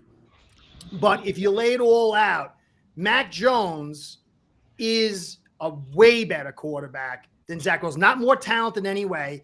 And I believe that O'Brien's way better than Hackett. And I really liked what I saw from the last 2 weeks. There was inconsistencies. But I think O'Brien's going to dial up the small stuff. I think Matt can go through his reads and pre-snap reads better. And I think they're going to generate enough consistency to get the points and put them on and to kind of constrict what the Jets. I think the Jets are going to get maybe 10 points. I think the Pats maybe like around 17 or 20. I think they're going to win at a decent – because remember, if it's raining out and – Zach already has problems throwing the football, it's going to make it more difficult and lower his completion percentage. It's going to make it a little bit harder to catch that football. Whereas I don't think Hackett's going to dial up the screenplay at the right time. He's not going to call the nice little rub route in the corner, to get that first down. I just see that Patriots are going to do a little bit more. They're going to be a little bit more efficient. And I think in a game like this, it can expose Zach even more so than normal. So I think the Jets are probably going to lose. Okay. I think, it will be I think it's going to be good for the first half, but I think it's going to start getting separated in that second half. So I'll say, I don't know, 16-9, which was my original prediction. You don't think that you don't think they're gonna sprinkle some RPOs running, with some rollouts for Zach to run, because he did look good against the Cowboys, stepping up in the pocket, moving the football, running with the football. I understand the conditions are not going to be there, but if he's rolls out and he has running room, I could see him getting some RPOs. I think he might even be so desperate that he starts sacrificing his body and they start calling some serious runs. And that could be a wild card. But I'm just trying to go for like the odds, the edge. Belichick's going to dial up the right plays at the right time. It's going to force him to have to make those plays at some level of consistency. And if I have to lay out both teams, I like O'Brien and Mack more than I like Hackett and Zach. I got you. You like the coaching experience over with. Yeah, I do. I really like O'Brien, what I saw from him. I know Juan and Trevor are like down on him, and I saw some things I didn't like here and there, but can you hold on?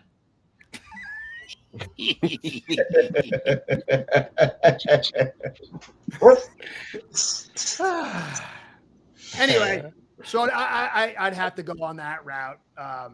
I think the Patriots are going to have a decent win. I think they're going to win like maybe like 9 or 8 or something like that. So I got confused now. The dogs got me messed up. Who's going next? I think that's it. I already talked. We got the Jets and Patriots. Let's go to those Bills, man. All right, Bills.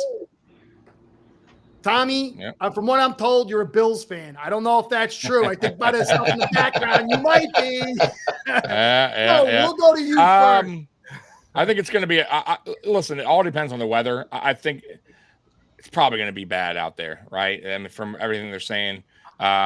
So it's going to be a game where they need to play smart and effective football, just like they did last week. Don't ask Allen to be, superhero ball. You don't need that. Run Murray, run Harris, run Cook, get that going early, chip away that defense, because that defensive line's no joke. I got to give credit to Washington. Mm-hmm. They built one hell of a line there, but that's kind of it. Their linebackers are their corners and safeties are meh. But that line is ferocious. They're young, fast, hungry, and our offensive line has to be on point. And you know how it works, man. One guy off point can make a whole offensive line just look like shit. Mm-hmm. So everybody has to do their job against this team in order to, get this victory, I think, because of the weather. But, yeah, ultimately, I think the Bills are just a better team on the road. And that, by the way, too, their field is awful. Even though it's grass, they still have terrible field conditions as well there in Washington. But I think the Bills are just an overall better team. Also, they have that young quarterback, and how I just don't trust them. I think the Bills are, and Sean McDermott is one hell of a defensive coordinator, man. He's going to throw a lot of disguise looks out for how it's going to confuse them. They may not get to him sacks wise a lot, but they will confuse the hell out of him, which might do some turnovers because of that. Matt Milano has just been everywhere, so don't be surprised if he gets a pick because he's been ball hawking all the quarterbacks for the first 2 weeks. And the only thing I would say on their offense that can hurt us, and it's hurt us really for a long time, is screen passes. We're terrible at defending screen passes, and we're terrible at doing screen passes. We can't do one for the life of us. So if they get that going and we don't have a way to stop it, that could be a problem. But hopefully, McDermott understands that we've been failing at that and works on that this week. But you stop the screen pass, I think you stop their offense, and just do your job on as far as offense against their defense. Run the ball, chip away, break that defensive line down, and then just let cook. And that's it. Don't ask too much of Allen, man. Have Allen run here and there. Because let me tell you, man, if they do design runs like they've done in the past against that defensive line, they are going to hurt Josh Allen. Those are some big boys there. They are not playing around, and teams aren't biting for Josh Allen anymore. They know he's running. So keep it simple, keep it effective. It's a sloppy game, and I think the Bills wind up winning this one something like, I'll say 24-10. Something like that. And I think it's fair. You stole my score. That was my score. Yeah, if it's not a sloppy game, if it's a nice day out, which you never know, weather's are always weird. I still think it's around like 30-13 or something like that. But yeah, 24-10. I think that's fair. That's it. You're muted, buddy. Yeah, I know. I get the dogs barking. My son's not doing his job. Sorry, I had to hit the mute. And I was reading the comments. No, you're good. You're good. I'm done. So anyway, I'm back. Tommy, did you say something? Nope, that's it. I said nothing. Let cook. What yeah, you like that shit, right? I kind of agree though, Tommy, with you as well. My thing is though, the other thing that they did well over there in Washington is build a good offensive line. And they have a quality trench. And if it's an ugly game, they can kind of make something of it. But to me, it's going to come down to shaky bones. Is he going to be steady or is he going to be shaky? And I think that if he can show himself to be the guy last week and come out of the gate with the right game plan, not morph into it as the game goes, I think there shouldn't be a reason why you guys lose. But it was going to be a good test against Allen too, because he does have a tendency to get nervous and throw the picks. It's gonna this team, I think, in their house in an ugly weather stadium with a good offensive line can make this a game that if you guys aren't sharp, it can get close. But I think ultimately you guys will win. But to me, the biggest thing is Dorsey. Is Dorsey gonna dial it in? Because it's very, very clear from last week what you guys need to do. Spread that ball. I do. I think Harris and Murray are excellent pickups for you. I think they need to be utilized. I think taking a weight off Allen is just smart. He shouldn't be carrying that football, especially in this weather. That defense getting all that time on the bench is going to play huge dividends. That's why I thought your defense kind of floundered last year, because they were on the field so much. So can you – because, when you run a balanced system and you have to have intestinal fortitude, because you run that football on first down and you get one or two, and then it's very easy to go, we got to get in the shotgun, and for me, I never understood, because Allen's so talented, there's so many weapons, why you always felt the need, you got to score. It was like almost like this nervous approach. So that to me is going to be the key. And I think ultimately you're going to win. I think you win by 14 points. What did you say? 24-10? 24, I don't know, 20, I'll say 28-14. I don't know. Jedi Kev. Yeah, you guys are not taking into consideration. There's going to be a lot of rain, a lot of wind. Yeah, I did. Yeah. That's going to change things a lot. You guys are picking a lot of high scores there. I picked 24. I don't think that's and Allen's not going to know that's going to be rain on him, or is that going to be Montez sweating all over him in the backfield. Also, Allen Chase actually, Young. He throws great in but you want to talk about arm, you talk about with wind and rain. You said you just finished saying in your time. Listen, but you just said that they can't throw a screen pass. So why are you contradicting? You just said they couldn't throw. I didn't. You're gonna have to play. You're gonna have to do the short play. But I didn't say screen pass. But you got to play the short game. And I don't think with the weather and the wind and the conditions, it's not going to favor. It's going to be a low-scoring game. And who could run the football and dominate the line of scrimmage is going to win this game that afternoon. And Washington has a strong beef up there. It's going to be a tough one. I'm still picking Buffalo to win this game. I'm not taking Buffalo to lose it. I think it's not going to be those big scores that you think about or a comfortable game. This is not the the Los Angeles, Vegas, from San Francisco, from your mother's ass Raiders. This is the Washington Redskins, Commanders football team from whoever the hell they want to be called this week.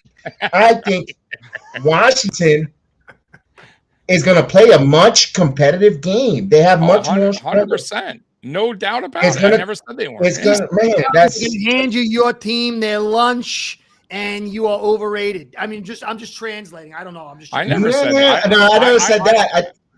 But you guys are crowning Buffalo like they're going to the Super Bowl. They got a tough game here against the Commanders. This is going to be if they get 20 points, it's going to be a miracle with that weather condition up there. Bro, I live in Florida. I know when this bad weather, these northeasterns, they're terrible. You can't even walk your dog down the street. That's how bad this wind and rain is. We have worse wind in Buffalo in any stadium. Yeah, well, if you go back, remember the Buffalo game you had last year, Tommy, in the snow, you guys put up 20-something. I don't, but snow is different from the rain. No, it's the wind drops. I agree with you. I'm not. Listen, 24 points though is not crazy. We don't know how bad yet it's going to be. That's why I was saying I don't. It's good. It might, I don't know, but either way, 24 points is not a lot. They're going to win. They're going to win absolutely, but it's going to be a close game. I'm seeing a 3 to 4 point win for Buffalo over the Commanders. Are you saying that Allen's arm is overrated? No. It's not that. It's nothing against the players. It's the condition of the It's so funny. It's the conditions. It's the weather conditions. It's the fact that the elements is not going to be a pretty. The games up and down the East Coast are not going to be pretty. They're not going to be beautiful. They don't have good corners. They don't have good safety. But I understand what you're saying. It's all about conditions. All about the conditions. I don't know, Kev. I don't think his arm's overrated at all. I mean, he's not no Tua Tagovailoa, but Yeah, that's crazy, right?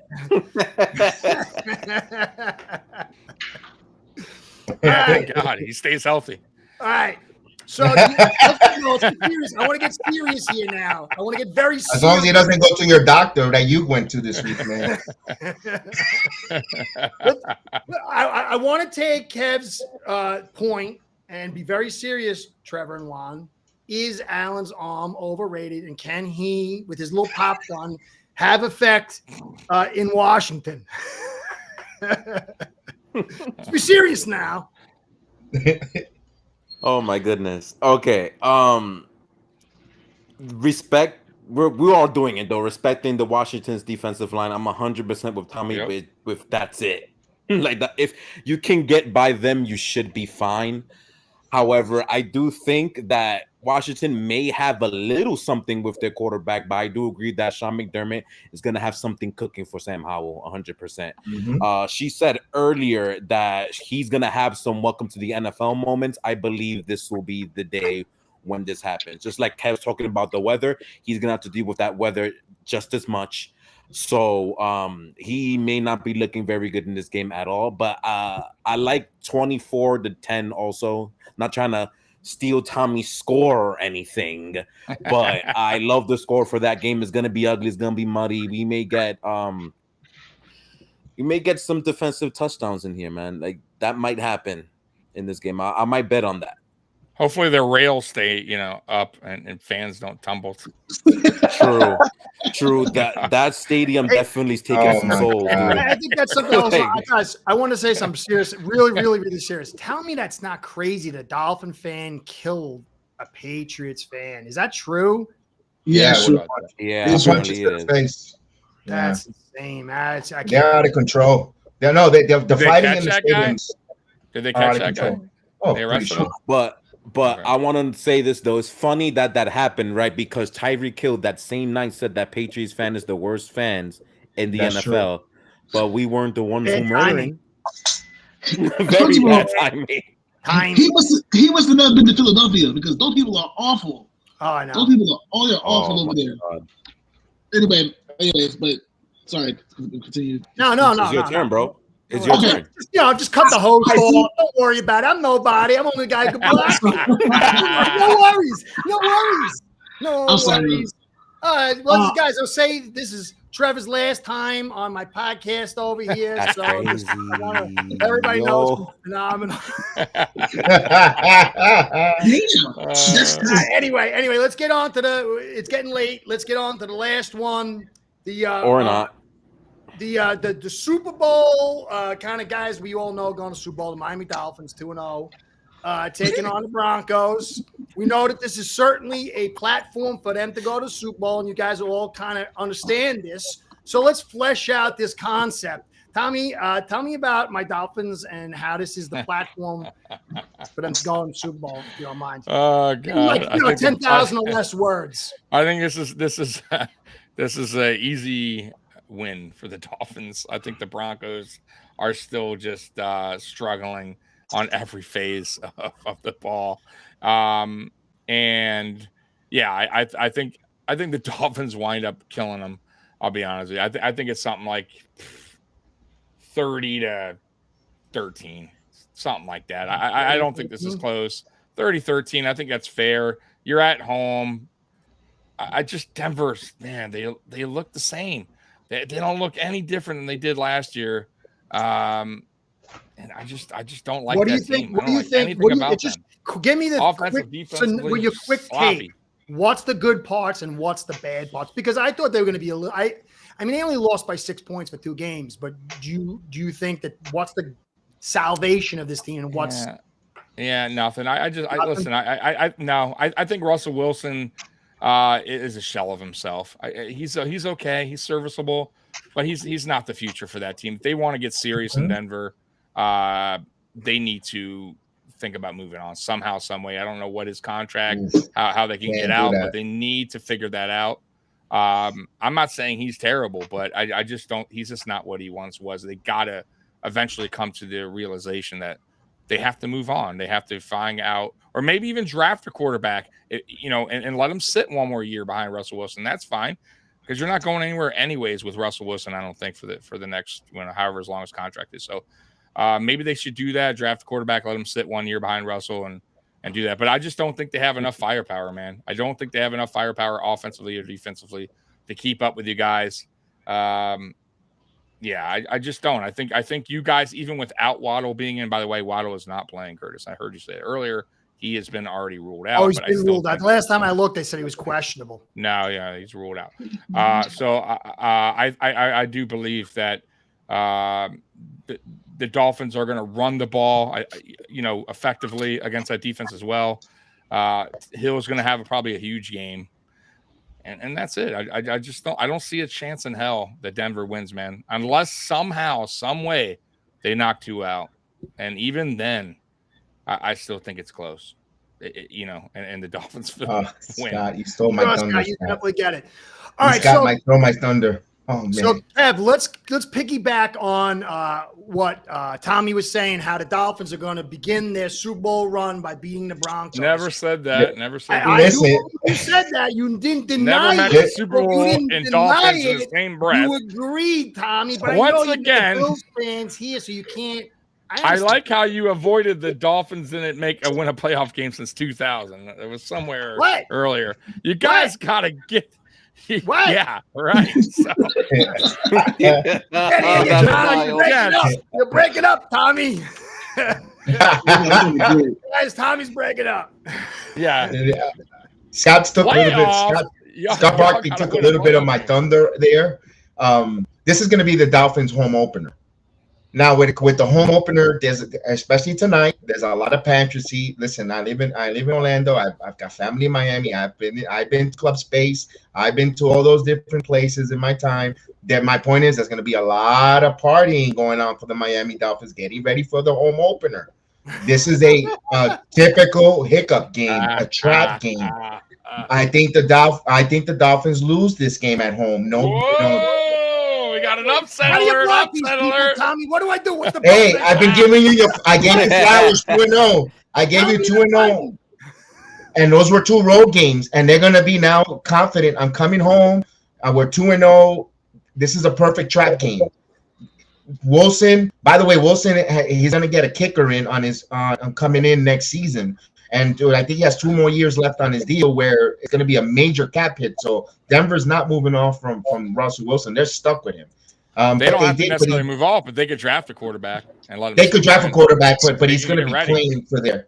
But he did throw for 308 yards last with 3 touchdowns. I know that's in Denver, but the weather is going to be really nice in Miami. Peyton wants to get a win. It's going to be a tough one. I heard they said it was going to be raining. There's like 60% chance of rain. Is that true? That's what.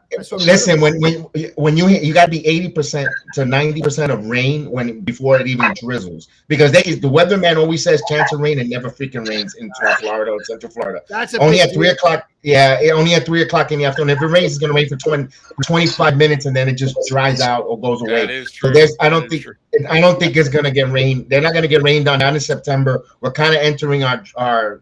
We're still in hurricane season, but we're kind of tapering down where the water doesn't really hit too much here in Florida, too much, unless you're getting a hurricane. But I digress. Go back to the point here. I think Denver is just going to play well on the road. First game away from Mile High. They're on the road. They're 0-2. New head coach. He wants to, and this is going to galvanize the team. I think they'll get a win. I think this is a trap game for the Dolphins. They'll slip on the banana peel. It'll be 24-21. I think Denver wins this game. The score is going to be more close, but I think Denver's going to just win, and Miami with a late touchdown makes it 24-21. In my opinion. So you think Miami will win a late score? No, Denver, not a late score. Miami will make it close, respectable on the scoreboard. They'll make it respectable. I'm not saying they're going to get blown out either, but it's going to be like Denver's going to have it well in doubt. Yeah, I think that's how it's going to go. What do you think the Broncos are going to be able to do to slow down that offense? You just think that they're going to come out kind of flat? They're just going to, you know what, the mantra, any given Sunday, they're just going to have a perfect game plan on defense. Things are just going to happen to break right for them. Maybe Tua makes a couple mistakes himself, overthrow here or missing receivers.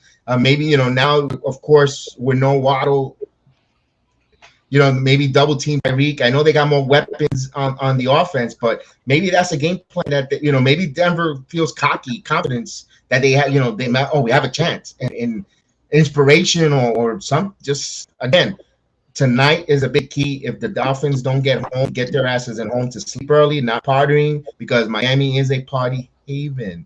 I know it has nothing to do, but you know what? You go to those after parties or the Dolphins home opener, come celebrate here in Club so-and-so, and guys tend to hang out, stay out a little late, and that's going to show on the field. Only way Denver, I think, by the way, wins this or keeps it close is if the Dolphins defense just shits the bed. And it's a high-scoring game. It's like the Chargers game, week 1 for the Dolphins Chargers. That's the only way I could see that, because I just don't think Denver's defense is going to hold the Dolphins under 30. I think the Dolphins. You know what? Good point on that. Good point on that. Could be a high scoring game. Yeah, I think Denver would have to really. I think Denver would have to play phenomenal offense. Jerry Jeudy, Russell Wilson, and just keep it. I'm talking back and forth like the Chargers game. and then they'll go down who has the ball. Interesting. That's a good point. I give you that good point. And hurricane season doesn't end until November 1st, by the way, here in Florida. Okay, cool. All right, so Trevor, if you want to come back, you got to talk nice about my Dolphins and talk about how we are going to beat the Broncos and we're going to the Super Bowl. And I know it's in you because you want to come back. You enjoy it here. So here's your opportunity. I would love to come back.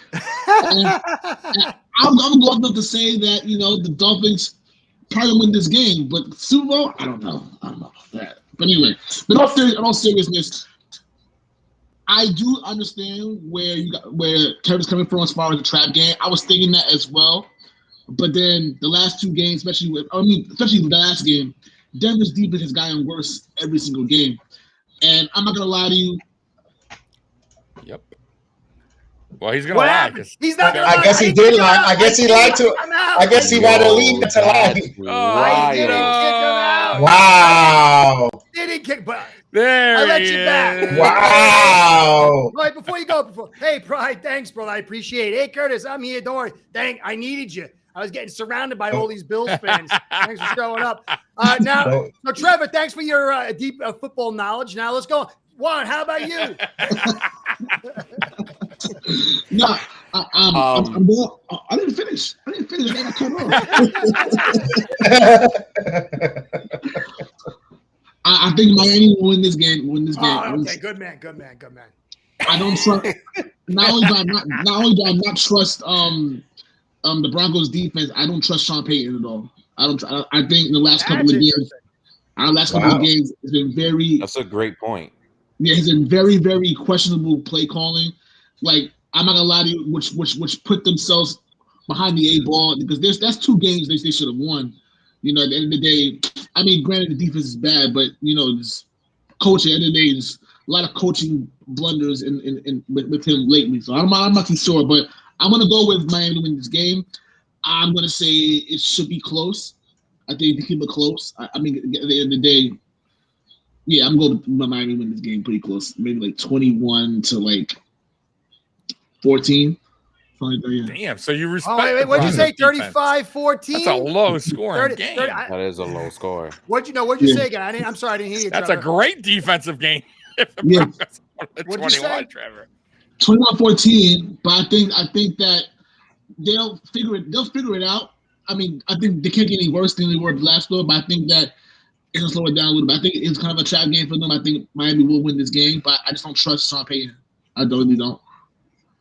Okay. That's surprising because I was very high on him coming here. I was a big Sean Payton fan. Do you think that it's something that is just being out of the game for a while? He doesn't have breeze, or do you think that he's done more talking than actually like? I hate that. Yeah, I hate that. He's going back and forth with Hackett in the off season and took all this stuff, and then again it's like and another thing too. I don't think he likes Russell Wilson very much. I really don't think he likes him. Like I feel like he just throws him under the bus every chance he gets. And it's like, yo, can you like stop talking for once and just fucking coach for once? Like I feel like he's talking more than doing anything. It's like you have two heartbreaking losses that you probably should have won. But it just I don't know. He's rubbing me up the wrong way lately. So good food for thought. I think to me, with Peyton and Wilson, I think Wilson just needs a hard hand. I think Wilson. If you look at Russell Wilson from like 10 years ago or something, or maybe a little bit longer, he seemed like a normal person, and then somewhere along the line, he became like this, like Hollywood automaton. And I just felt like his ego got ahead of him. And last year was the clipping of the wings. And Peyton's got it. If he comes here, he's got to know I'm stuck with this guy. I just think he's trying to get him on track. But, maybe he doesn't like him. Maybe he figures I'm going to be here for the long haul. I don't know. That's an interesting point, though. Think about that. All right, Juan. Why would you eat? And he's eating Sierra. Right. Oh, that's a good one. Drew Brees. Hey, it's another Bill Belichick and Brady situation. Huh, Changes? All right. So, Juan, what do you think about the awesome, unbelievable, amazing, stupendous, incredible, supercalifragilisticexpialidocious Miami Dolphins and their road. Damn, I gotta do it, dude. I'm 2-0. I'm 2-0. What am I gonna do? Sit here and play potatoes over here? I gotta jazz me up, you know. I only tell the truth anyway, so. Wow. My guy went and said one of the longest, if not the longest word in the English dictionary. Okay. The Dolphins are going to win this game, if that makes you feel good. Am I allowed to continue now? Good. Okay. I do think it's gonna be a little bit closer than most people think. But I love the point of the Sean Payton effect because I don't know where he gets all this hype from, or he hasn't really done anything since 2009. So I don't know why he's being measured up to one of these great coaches when we've seen playoff chokes and missed playoffs for almost the entirety of the 2010s. But that's something different. Whatever. We're forgetting about Patrick Surtain, and he's one of, if not the best corner on the NFL, along with Sauce Gardner. So he is going to have an impact in this game, and I think he'll be able, with safety help, to slow down Tyreek Hill a bit. So it's going to take a while, but I do have Dolphins eventually taking the game over in the fourth quarter and winning this game. I will go with 28-20. Sean Payne will be able to dial up some type of offense, Russell Wilson. And if you notice in the last 2 games that they've played, they've actually had leads and looked good in first halves, especially last week. But then they somehow find a way to choke it away in the second half. Joseph stinks. Yeah, he does suck. You're 100% right. But things change week to week. You know, I think they'll have a better day on defense, but it won't be enough to finish the job. They'll wind up choking the game away as usual. And I wouldn't even be surprised if the Dolphins may have a small stinker in the first half and have, lay a bit of an egg, and they may be down a bit in the first half. But then they'll pick it up. Mike McDaniel has so much respect for me now, especially after last week, that I respect him 100%. He'll dial up something great in the second half. I wouldn't be surprised if they wind up running the football down Denver's throat with Raheem Mostert to finish up the game.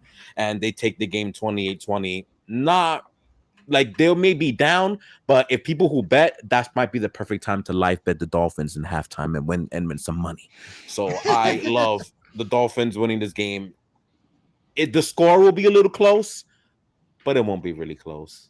Right. If that makes any sense. It makes total sense. And I love how the 4 of you guys are in agreement. This is the road for the Dolphins to go 17 and no, it's 17. 20 and 0 is it? It'll be 20 and 0.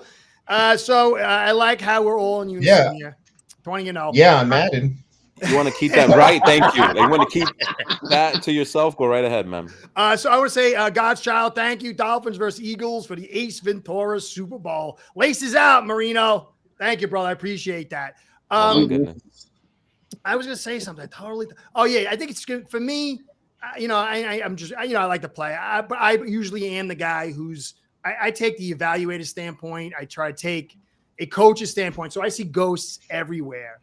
And for me, the Dolphins should win if they are on track. It should be they should handle them very easily.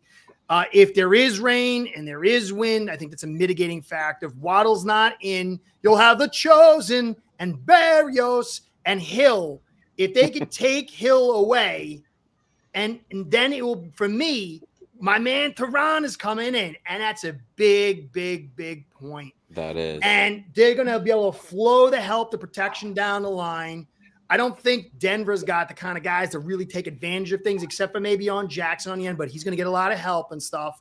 So will Tua be able to play like he did last week? Will McDaniel be able to call like last week? And I would have to say yes. Now, on defense, my concern would be we struggle against mobile quarterbacks. Fangio, when he played against Herbert, he liked to play that nickel look with 2 pinched DTs and then 2 5-tech outside linebackers and allowing the team to run. But Wilson concerns me more because he can move and he can throw deep, but I just don't see how the Broncos pull this off without the Dolphins totally screwing it up. You look at the stats. I think some of the defense, it's a little misnomer. They like to blitz. They blitzed 40%, 41% last week.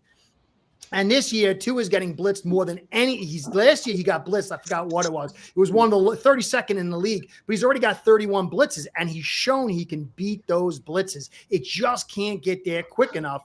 And I don't know if Denver can really do enough to stop that. And if they do try to blitz, and Vance Joseph, he just seems like a one-trick pony.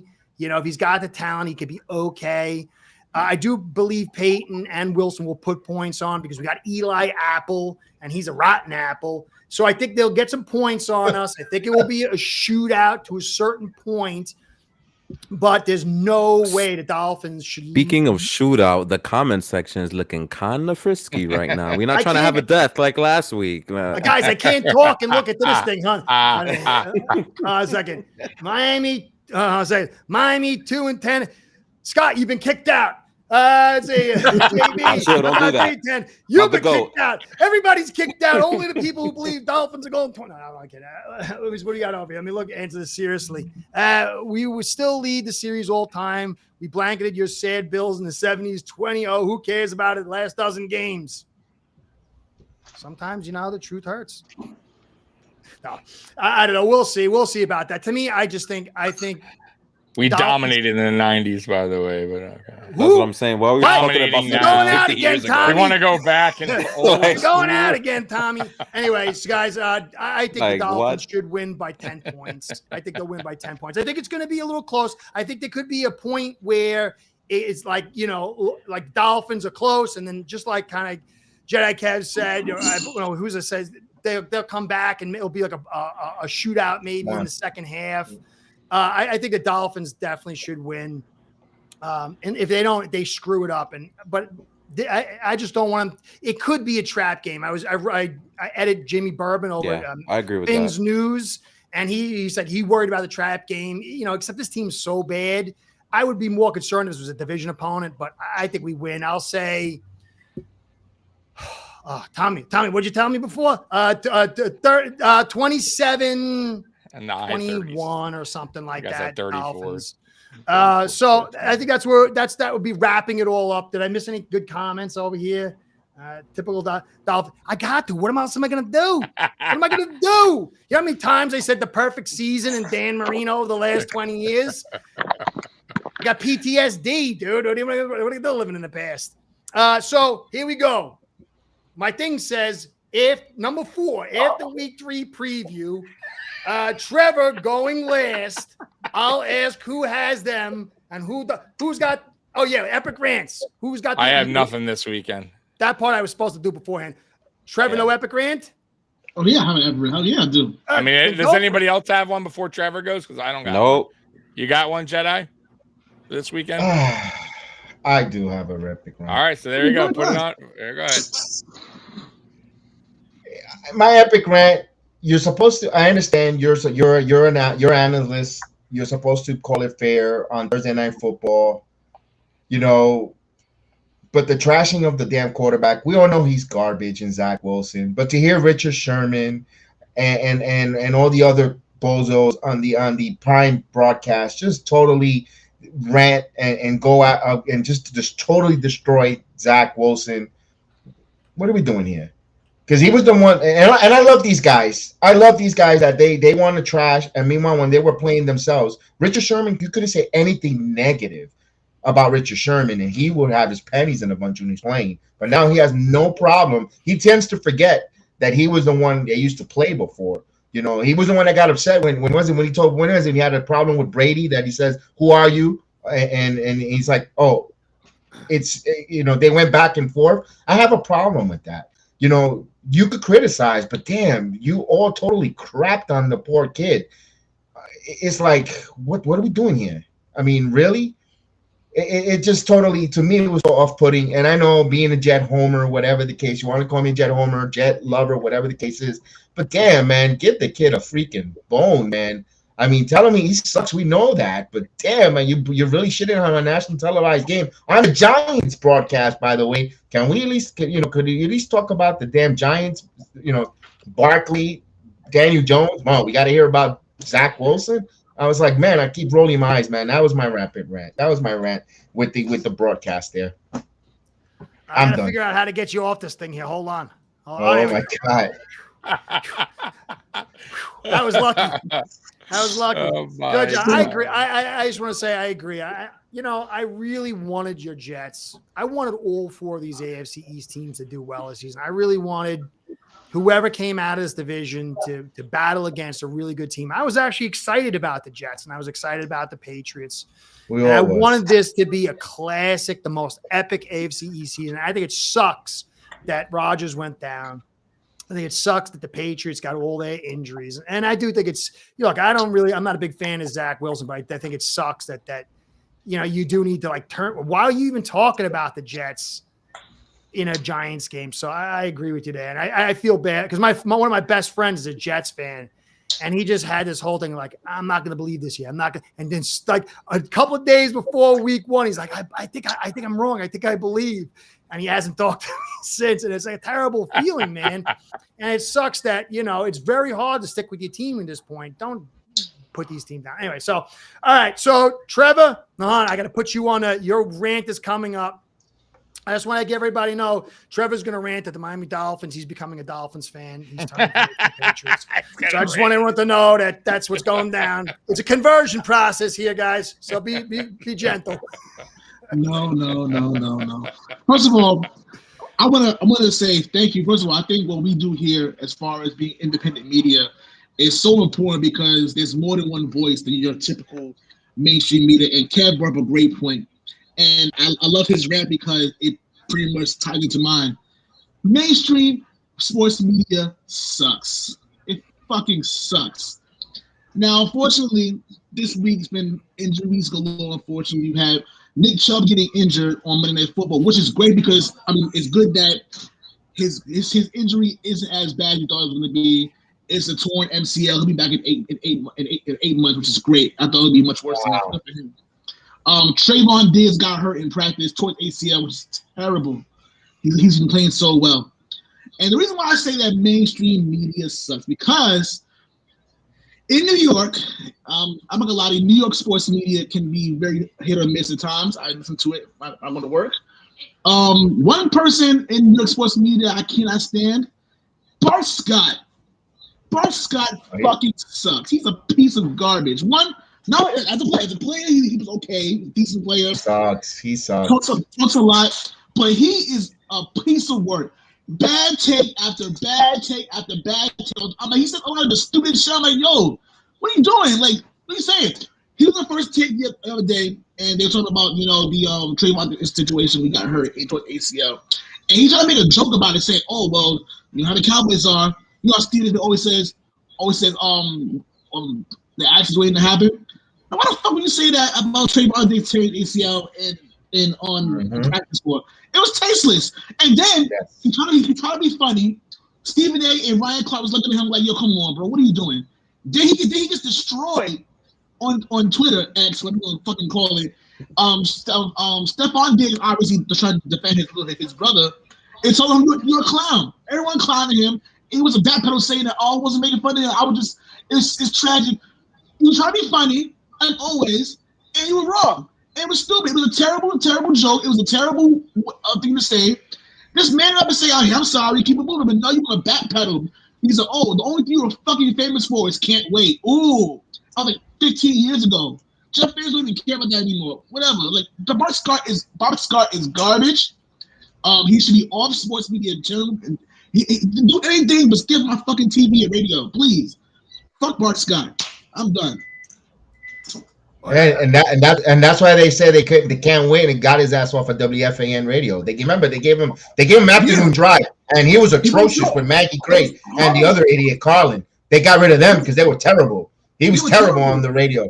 Yeah, they're trying to replace Mike Francesa. Please, you're lucky you're on ESPN at 11 o'clock. I mean, come on. And they haven't. Yeah, I agree. Yeah. They haven't ever since he left. New Sports Media has been horrible. Michael Kay is awful too. I mean, he's another one. He sucks. No, Tiki Barber is a giant lover. He's a giant homer. He's Big terrible. time. Bill, I'm not going to say it. You have a Bills Dolphins war going on. I see. I mean, I'm just staying out of it. But, I'm married, so I know that there's certain times you don't say anything. Yeah. Exactly. Also, shout out to Mafia Mom. That's the coolest nickname I've ever heard. Yeah, she's been kicking ass in by the comments. way, real some good quick. stuff. So she has a Thursday show with Mini Mafia on my podcast. So Mini Mafia, Mafia Mom do Mafia Means Family podcast on Thursdays, guys. So that's dope. So she actually Please check it out. She comments on my thing, so she knows her stuff. You should always promote her. Yeah. You should, Tommy, send me the link. I'll put it under the. You told me how to do the. That was awesome. That was awesome. Thank you, everybody. All right, so I guess that's it. Anybody else want to say anything other than Miami's is the best team? I just want to thank you there, Curtis, for hosting the show today. Allowing me again. Once again, I thank every one of you guys again, meeting you guys. I'm appreciative. I know it might sound redundant or whatever the case is. Tommy, thank you again. Curtis, Juan, Trevor, I appreciate you guys having this conversation week after week here. My third week now with you guys. It's been fun. I look forward to Saturdays in the afternoons, early, late evenings to have these conversations. It's all in good spirit and good fun because we love the teams. And you know what? I really appreciate it, guys. And Curtis, you did a phenomenal job there, Mr. Tech Savvy. Really appreciate it. And let's get those likes up, please. Let's share it. If you haven't subscribed yet to the channel, Ace per Head, even if you're not a Dolphin fan, please subscribe, as well as the Sports Dynasty, as well as the Mafia Sports Report.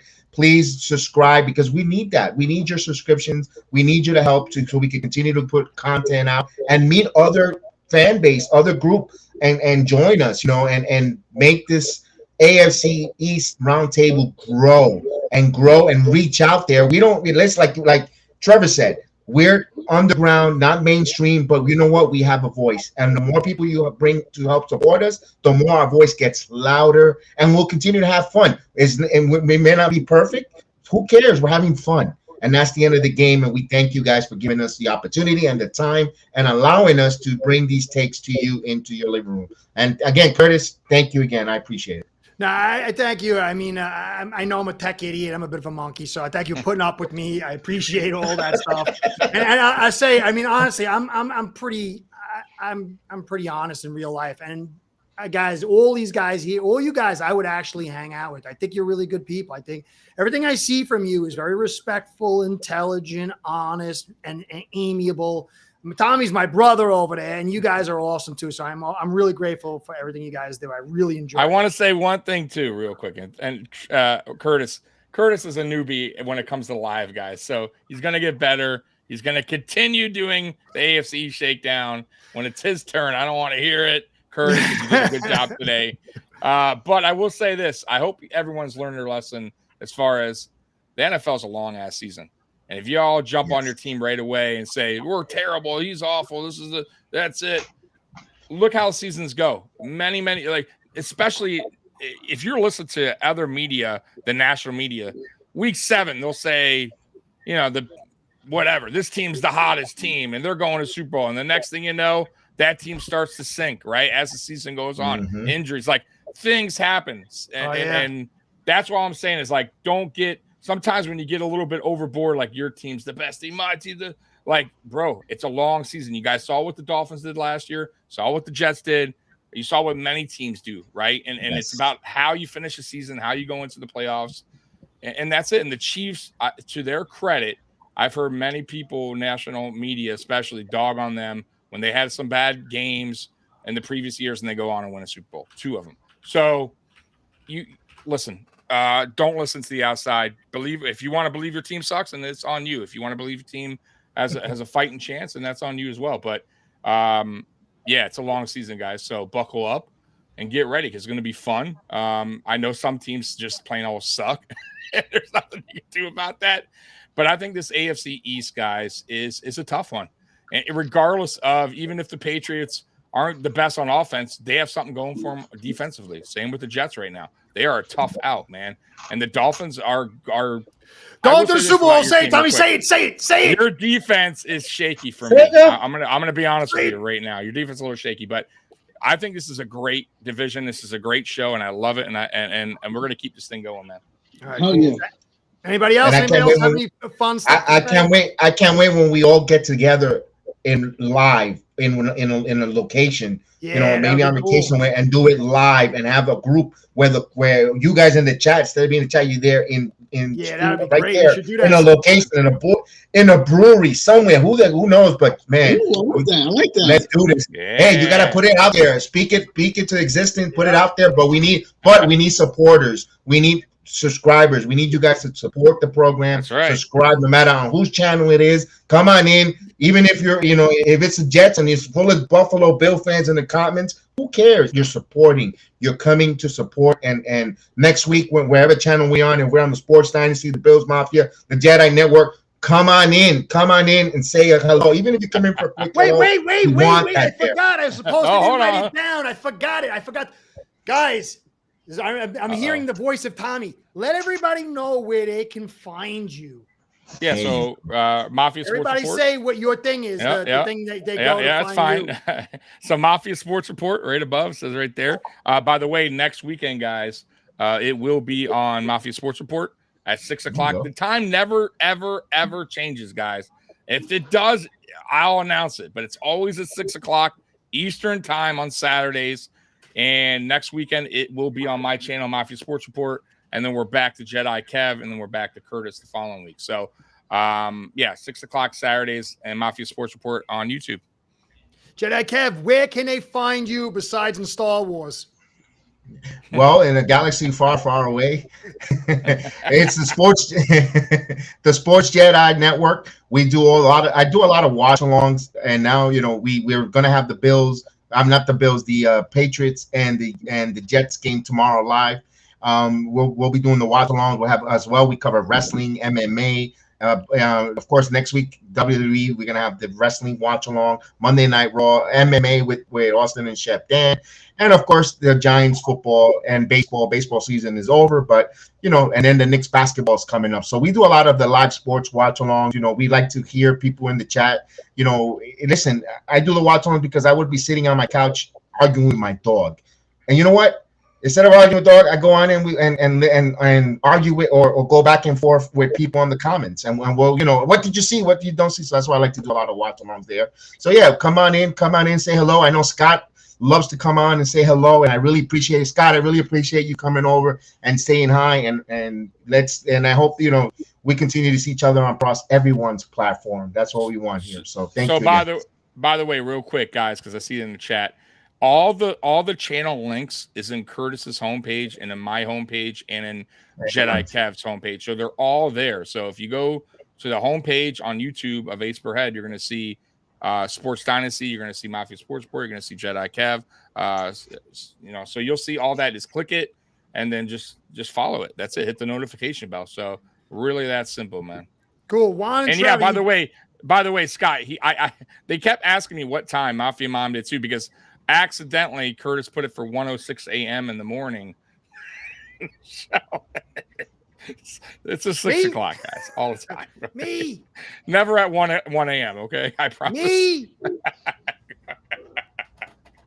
All right, man. Trevor and Juan, you guys are a little too quiet. You guys are very smart. I appreciate it. Every time you guys talk, shout it out, give your the thing where they find you stuff. Well, you can find us. Well, we can find us on Facebook. We have a Facebook group, Sports Dynasty on Facebook. You can find us there. We post a lot of sports stuff, football, basketball, baseball. We're active there. Just find us there and join the chat. And that's where we at right now. All right, cool. All right. You guys are all great. Thank you very much. I do the Twitter thing. I don't know my name. I barely use it. I put stuff up there, but you can find me here on the YouTube, Ace Per Head. That's where you can find me. So, but I guess if you're here, you probably know where to find me because that's the channel. So anyway, guys, thank you for everything. All the commenters, I appreciate your time, the comments. I love comments. I love conversation. I appreciate all you guys. You really are awesome people. Thank you guys for everything. Enjoy Sunday. Life moves fast, and so enjoy it. Have a great thing. Now I'm going to hit end stream. Go See you Bills. all soon. Go Bills. Go May the Bills. sports be with Go you. Bills. Go Bills.